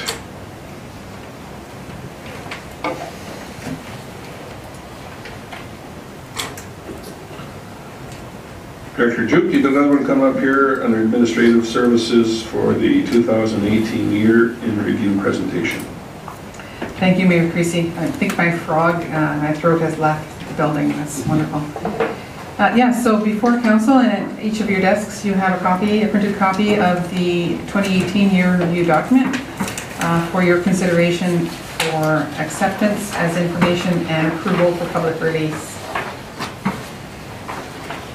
We wanted to make council aware that this year, in the compilation of this document, there was some concern throughout administration that the document may not be a particularly current or effective means of communicating with the public.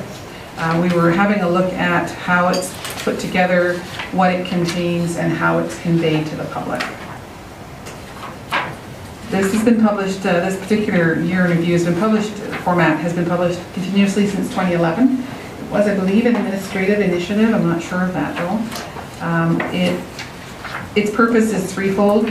It's to account to the public by highlighting activities of city departments and municipally supported service delivery agencies. It also builds community pride, and that's its purpose. And it also archives municipal history by capturing the highlights of the year and putting them together in one spot. We estimated that approximately 35 staff hours are needed to produce and publish the review. Additional hours probably being taken up by the other agencies that are producing the information for us and by the staff that are writing it in the departments before it gets even to the editor. We published, there is some costs, monetary costs of $1,500 needed as well. And again, administration is reviewing the values of the current format and considering alternatives.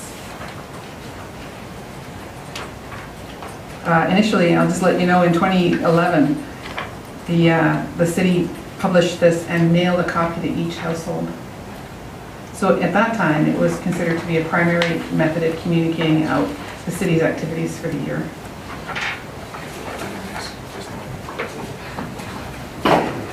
In addition to other news, the review does restate many strategic goals and showcases the leadership, management, and project work done to achieve them. Public does not expect a document like this to be a full recounting of all work performed during the year, and know that it's a review that highlights only the overall aim of the building community pride and celebrating achievements. In this way, the document has been a very useful promotional communication tool. Questions administration is considering at this time are Should the year in review continue to be produced? If yes, should the current focus be retained or an alternative focus adopted? And if an alternative focus is desired, what should it be? So one of the ways of doing that is just looking at what other communities are publishing, what other municipalities are publishing, and looking at maybe some innovation in that way. The 2018 year review as presented supports and furthers a high priority commitment in Council's 2018-21 strategic plan, number 4.1.1, open and accessible government. So the alternative motion is listed. The recommended motion is that Council accepts the City of Lacombe 2018 year review as information and authorizes public release, and directs administration to report to Council on potential amendments to the review format. There's some alternatives there as well for consideration.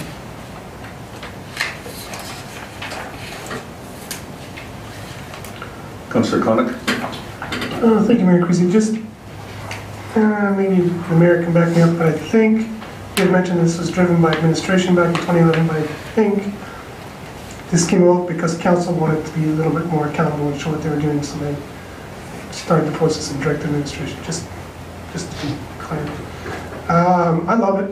I think it's great. It's really well done. It just hits all the bullets, right? It shows you things that, you know, from bylaw services to fire to, I wouldn't change a thing. I think it's a nice document. How many people will actually, I don't recommend mailing it to everyone because a lot of people will just toss it, but for those that are interested, it's available, and I think it just hits a lot of key bullets, and well done. That's all I have to say. So, likewise, the format and stuff is fine. I'm just not necessarily sold that we need to have printed copies. I think that electronic would be fine for those that choose to view the information, as long as they've got access to do it. I just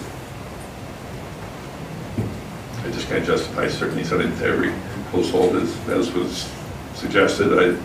The vast majority of people don't see it as being a great use of funds. But I think the exercise in itself to keep track of the accomplishments and whatnot, both council and certainly the staff made throughout the year, is a valuable one. And I like the way that it's been presented. I just not very in favor of a huge printing and distribution costs for hard copy, that's all. Councillor Connick? And I think it says it references you're only doing 200 hard copies, correct? Yeah, that's lots. That's correct, and I also would like to point out to Council that in 2018 we started promoting this electronically and through social media, and the views of the online document were much higher, exponentially higher, so that does seem to work.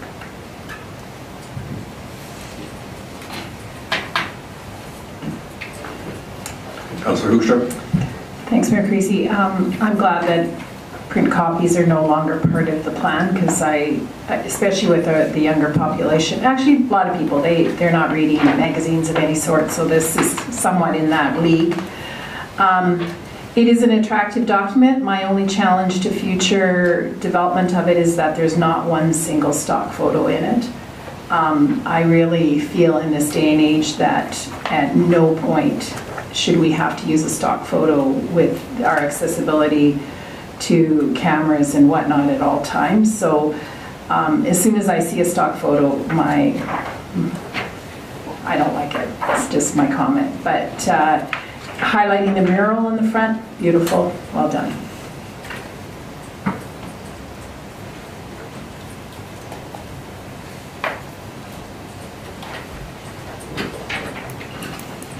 Councillor Connick? I would echo that comments made by Councillor Hoekstrom. I think there's only 2 stock photos though, I think. Too many.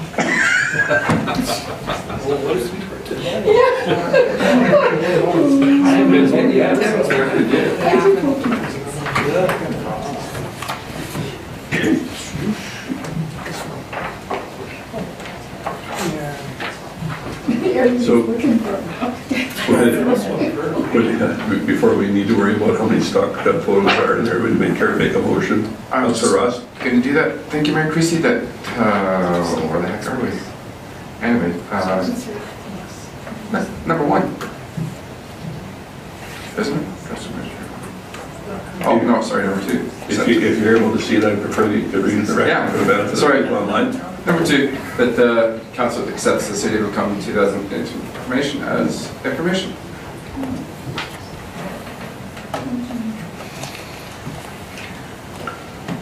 Ruiz?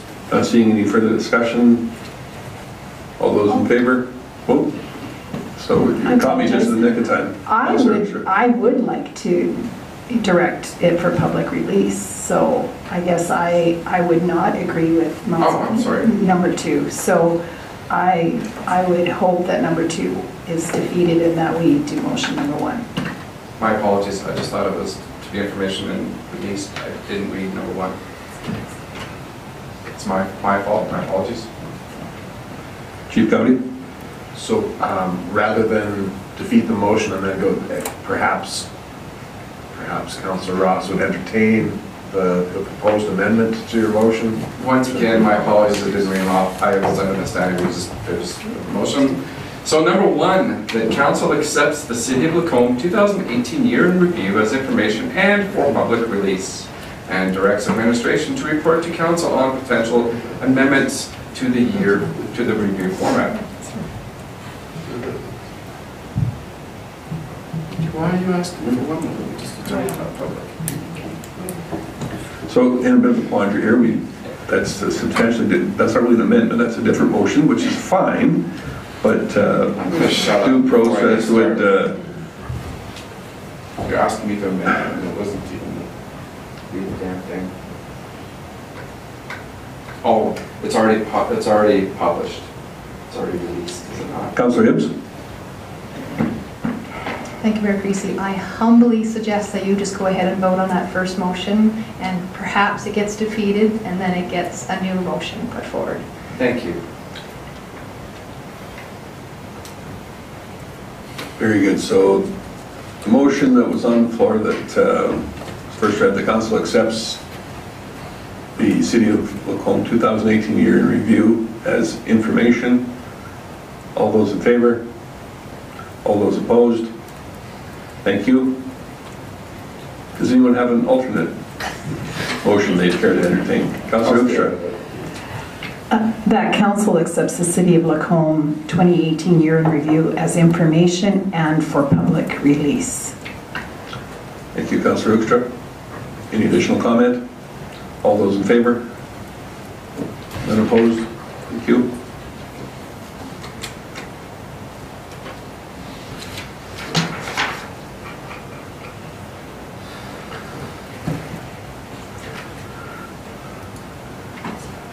So I'm sure everybody's looking forward to the report from the CAO on our committee meeting for April 1st. So with our recently adjusted committee meeting, it actually lines up and we would have 5 meetings in a row. And to be honest, we're not going to be able to get anything ready. There's nothing on the agenda for the first. And so we are suggesting we all have a break and cancel that April 1st committee meeting because there's nothing scheduled for it.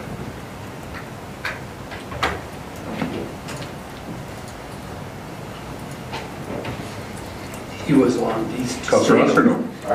He didn't shut us off. Okay, very good. Councillor Goldston? I will make that motion because I'm not going to be here anyway, so that'd be perfect for me. That council canceled Monday, April 1st committee meeting. So this isn't an April Fool's thing, you generally can't say this. Yeah, exactly. We'd take too much public ridicule if we had one anyway. So any debate on this item? All those in favor? None opposed? Thank you. Reports are next. Councillor Connick, you care to start? Sure. My report is there. The only thing I wanted to comment on was the last bulk committee meeting. Again, great meeting, very productive. We took back the concerns that were addressed when the notice motion was brought and subsequently defeated, and the information that this council would like to see going forward. I, for one, am not interested in talking about Bolt for some time now. I think it's very clear that this council twice over has decided that Bolt should continue as is for a bit. In the meantime, we've been a very clear mandate brought forth to this committee that we want to get more data.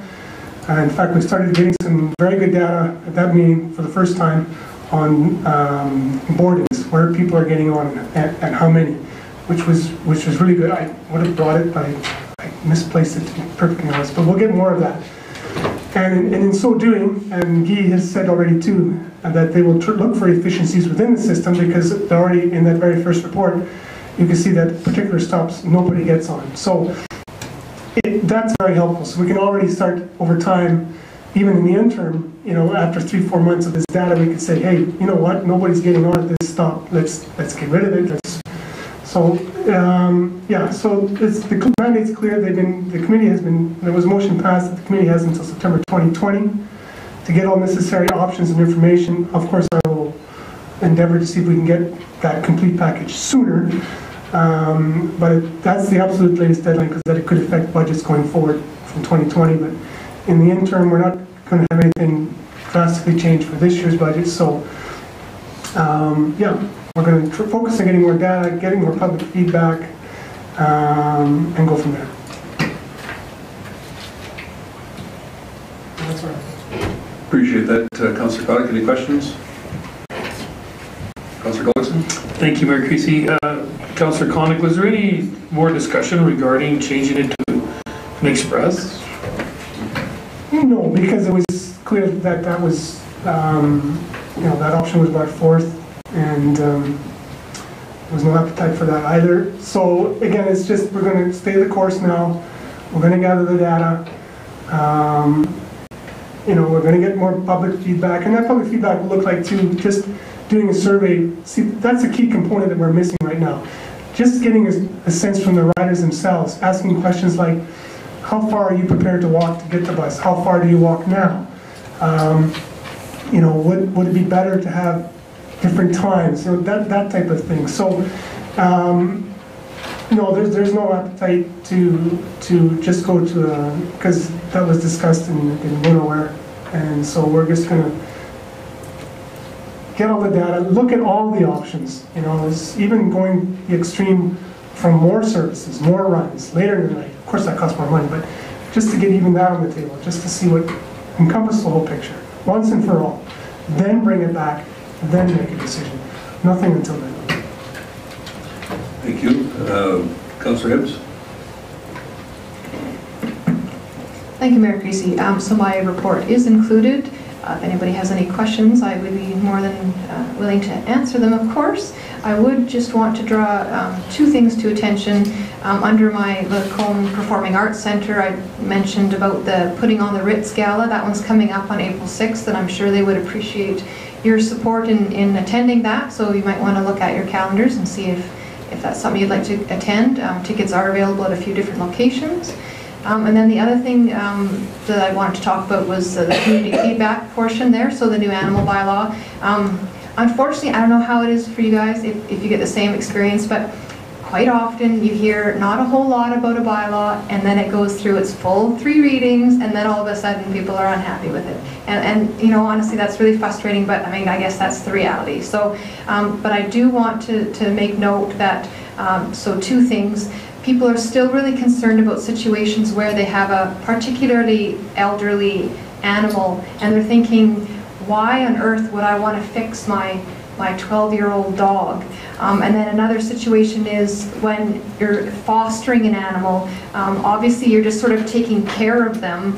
They're not really yours. I guess technically you're kind of an owner because you're taking responsibility for them, but they may not be fixed right away. They might be scheduled to do that. Maybe they're a bit too young, and if that's the case, then the bylaw covers that. But if it's an older dog, you know, then you run into that situation. So I guess there's maybe some gray area there that maybe isn't clear.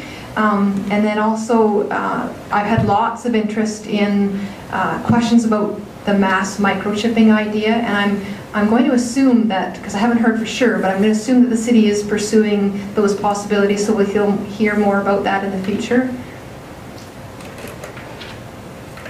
Yes, we are. Thank you for that question. We are looking at the microchipping with our veterinarians in the city.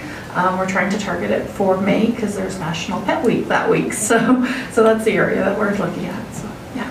Great, thank you, because a lot of people are like, yeah, I want a microchip, but it sounds like it's actually pretty expensive. So, you know, if we can offer a mass clinic, ideally the price is a little bit less and it's just convenient and everything else. So I'm glad to hear that's being looked at. Thank you. Thank you, Councillor Jacobson. Sure, I didn't get mine in on time, so I brought mine just to read.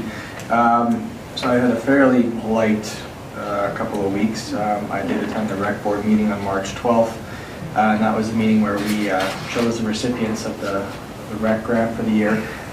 This is only my second year on it, but I've been told that there was a lot of applicants relative to most years, so that was good to see.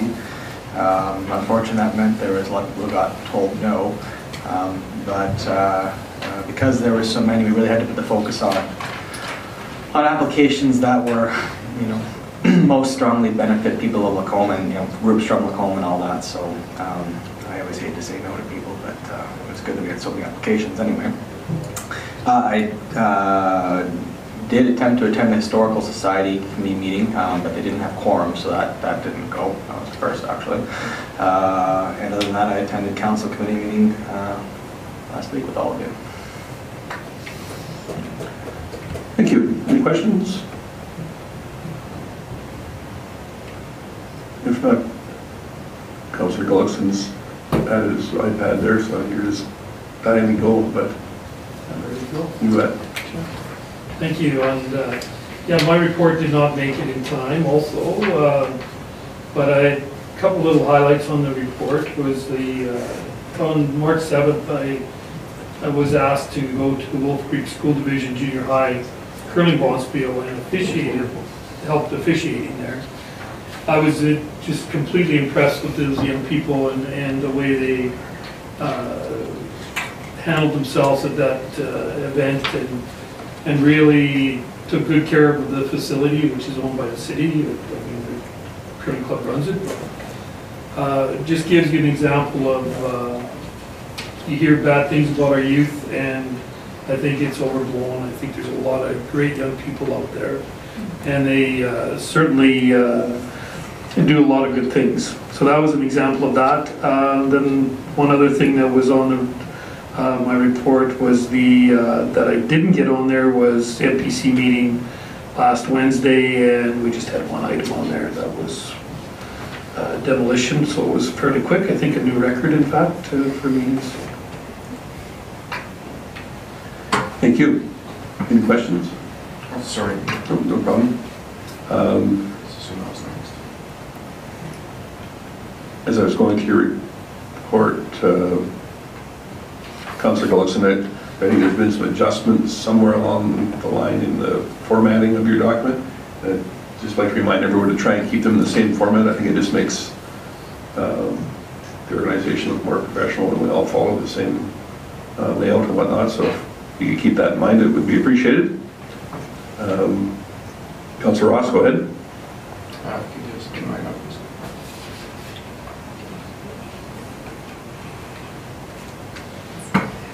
Oh, I was told it was. It said in your other slide that it had Ross on it. Participation. No. No, sorry. Oh. Okay. Just one moment. While you search for that, perhaps Councillor Hoekstra could go ahead with hers.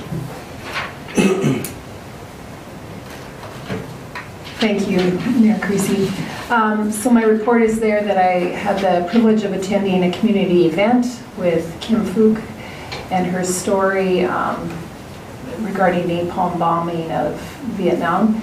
Then Lacombe Foundation is occupying a lot of my time.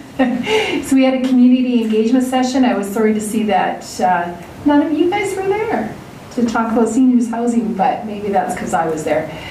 There was a pretty good turnout. It said 60 people, I think, in the paper, and there's just a lot of misconception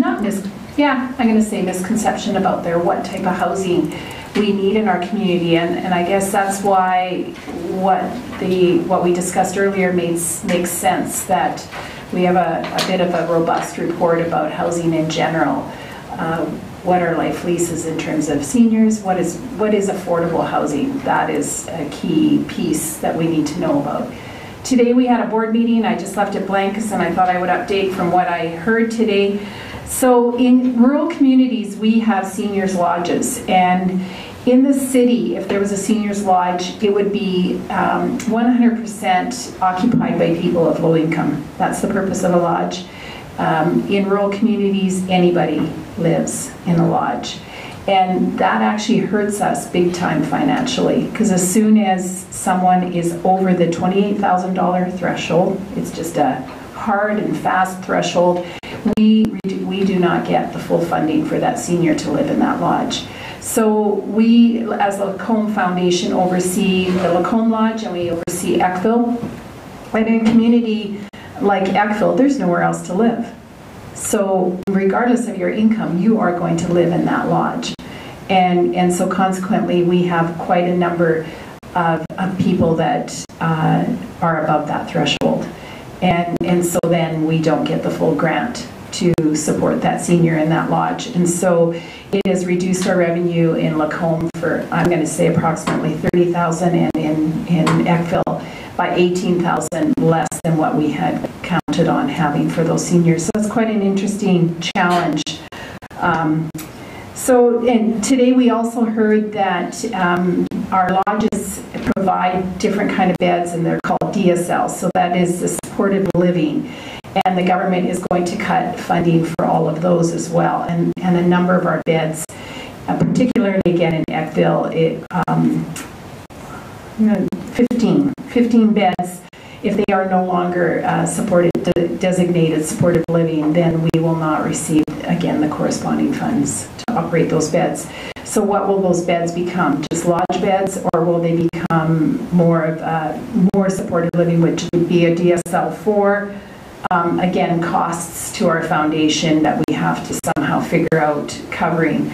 Then the last thing we were given today, which I was quite struck by, was just questions to ask our candidates. We are all sitting on different committees, and as the election starts rolling out, just being prepared to be informed when we ask the candidates that are running for each of the parties what they know about affordable housing, but in this case it was about seniors housing. And what we heard at the community engagement last 2 weeks ago, I guess it is now, we are short hundreds of beds, hundreds of places for our seniors. And so what is the new government going to think about that? What is the new government going to do about hospitals? What is the new government going to or the continuation of this government, I guess I should not be presumptuous. What are they going to do in terms of supporting needs of our citizens? So it was quite intriguing discussion today. Thank you. Any questions? I guess I just had one for clarification in regards to the differential in funding at lodges. So for instances where an individual is over that threshold, you mentioned number, it doesn't really matter what it is, but when they're over that threshold, the facility receives less money, less government funds for that, and that individual who's over that threshold is not responsible for making up the difference? No. Not necessarily. Isn't that a bizarre system? Well, it's because the reality is they have people that are, okay, so it's $28,000 blanket, like it is firm. So they have seniors who are making $29,000. So $1,000 more, they don't get it's called a LAP grant. What is that standing for? Low Income Assistance Grant, something along that line. So just because they have an extra $1,000 a year, are they right away in a position to be paying that much more for their housing? Because again, housing, you're only supposed to be paying so much of your income for housing as is, 30% I guess it is. But the reality is, it's not, that would make sense for the people who are making $100,000, because of course we have seniors in this lodge who also make $100,000. What the issue there is more that in In the cities, again, we're talking about the urban center, larger urban centers versus ours, there's lots of options for seniors housing. So if you have a higher income as an individual, you have other housing that you can access in the city. So then their lodges are 100% covered by that grant. Whereas we, in our rural areas, we don't have as many choices in terms of seniors housing. So we need to open our doors to all seniors that need housing at that time. And so consequently, we receive less grants. We're in essence penalized for being in small communities. Thank you. Councillor Ross? Thank you, Mayor Creasy. So a couple of events was the airport committee on March 15th. We discussed with our public relations within our county and the city and advertising for the renaming of our airport ceremony. I think that will take place the day before the pancake breakfast, if I'm correct. So, and also from the grants, the new lights are installed and working fine. Also, after our committee meeting, a few of us went to Black Falls Council for a presentation on the Fog Dog renewable energy. From the information provided, the concept looks very attractive to further research as a very viable option for utilizing solid waste in an environmentally efficient way to create useful energy. But the presentation was very poor, as actually providing some real numbers. So I think there was a lot of questions and concerns that could be asked of the Fog Dog group after the fact. But it's a very, first perception, it's a very viable option to that may be pursued, I guess, as an option for us in the future. Thank you. Any questions? So I did have a few items here that I failed to have in time to be published. The first one, the PSAs for upcoming census. Not important that I did them, but just to highlight the fact that we are doing a census. It's going to have, unfortunately, a few days overlap with around the provincial election, but I'm sure we can overcome those difficulties, and hopefully we can get the word out between ads and our friends in the media, and not to name any individually, and our own social media PSAs as well, along with Councillor Wickstride. Certainly was honored to share dinner with the Center for Peace and Justice guest, Kim Fook.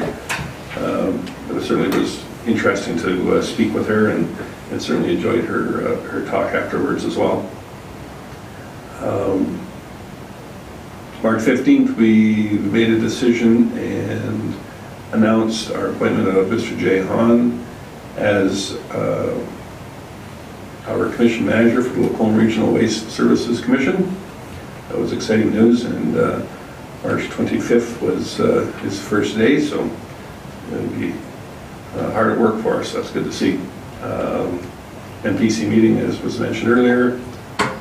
We look forward to a multi-family project pending location that we approved a demolition for. And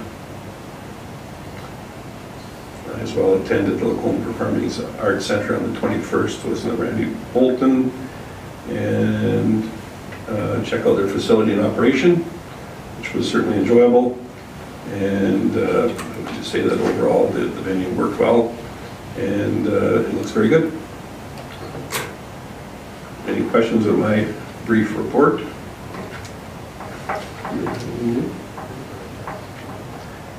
Seeing none, I'll call on Chief Gowdy to go through his report. So my report is there, but I will highlight a couple of things. One good news, well, a few good news stories under financial, but one big one was the federal budget. They have announced a doubling of the gas tax, a one-time doubling of the federal gas tax program. So for the city of Lacombe, this is about $700,000, or it was in 2018, so we can expect something similar. We're also processing our municipal cannabis transition program. That grant application has been accepted. For 2018, we have to apply again for 2019, and then a few maintenance positions, some staff positions that are funded.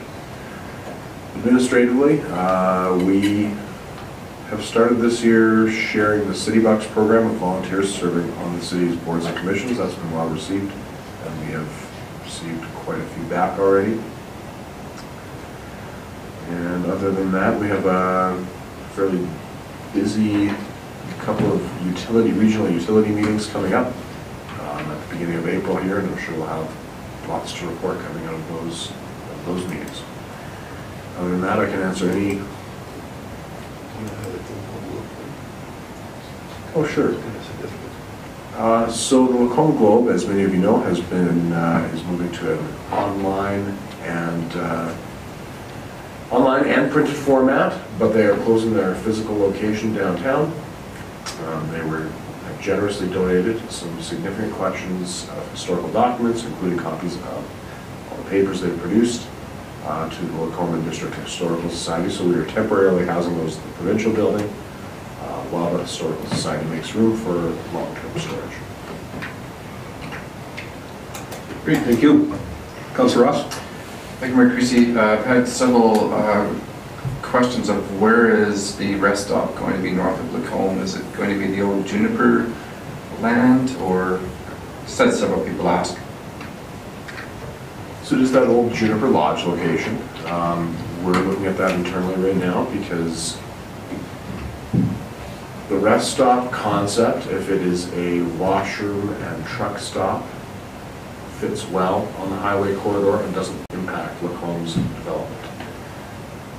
If in the future the province has designs to create commercial development at that site, that is definitely in direct competition to some of the development that we have just spent $15 million to service, and so it would be of significant concern for us that they would be suddenly getting into that business. And in my discussions with the director of Central Alberta has indicated that that is the plan. That is ultimately the goal, and so we'll be bringing some information to you about that in the future. I think along with it being problematic in that it's competition with the city directly, it doesn't make sense from a servicing standpoint for that particular area as well. So, although we've discussed it at great length previously, publicly I want it to be known that I think that this is not a decision I'm necessarily in favor of. I think that a rest stop is a great idea and needed in the area, but the exact location of it I don't think was certainly was not presented to the city for certain recently, and any time there was in the past, it was suggested that it be elsewhere as well, and we're going to continue on that path to see what we can and see if we can see that those provincial dollars are spent more appropriately and accomplish their goals and benefit Lacombe as well in the process. So, Councillor Ross. Thank you, Mayor Creasy. I guess personally it doesn't make no sense to have another one on Highway 2 South, because there's already one was just constructed. Highway 42 would make more sense, as you're stating, to come on Highway 2 North, which then could be utilize the developer's land to the west. Because I don't know of a truck stop on Highway 2 North, because obviously just finished one on Highway 42 for Highway 2 South to replace the gassing alley. Councillor Comment? Thank you, Mayor Creasy. As far as the federal tax, gas tax doubling, so we can anticipate a check this year, or is that for next year? Is it contingent on re-election? Is it something that's going to happen immediately? It does not seem to be contingent on re-election, to be honest. It's kind of fuzzy about when we're expecting it because they announced it for the 2018-2019 year, so I'm not sure. Which should be now, but we are waiting to find out more information, as are many other municipalities. All right, so I think that concludes the reports, unless there's any further questions or concerns. Councillor Hoekstra. Thanks, Mayor Creasy. I'll make a motion to accept the reports as information. Thank you very much. All those in favor? Unanimous, thank you. And I think that has cleared our agenda up until item number 12, has it not? have a motion to go in camera. Councillor Connick, thank you. Record reflect motion to move in camera at 7:44. All those in favor? Unanimous. Thank you very much. Good.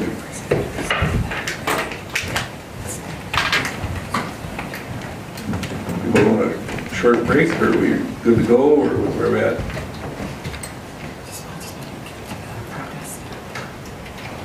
Normally we'd have some time if anybody wants to talk with the press. Not concerned, we're good to go? Hello.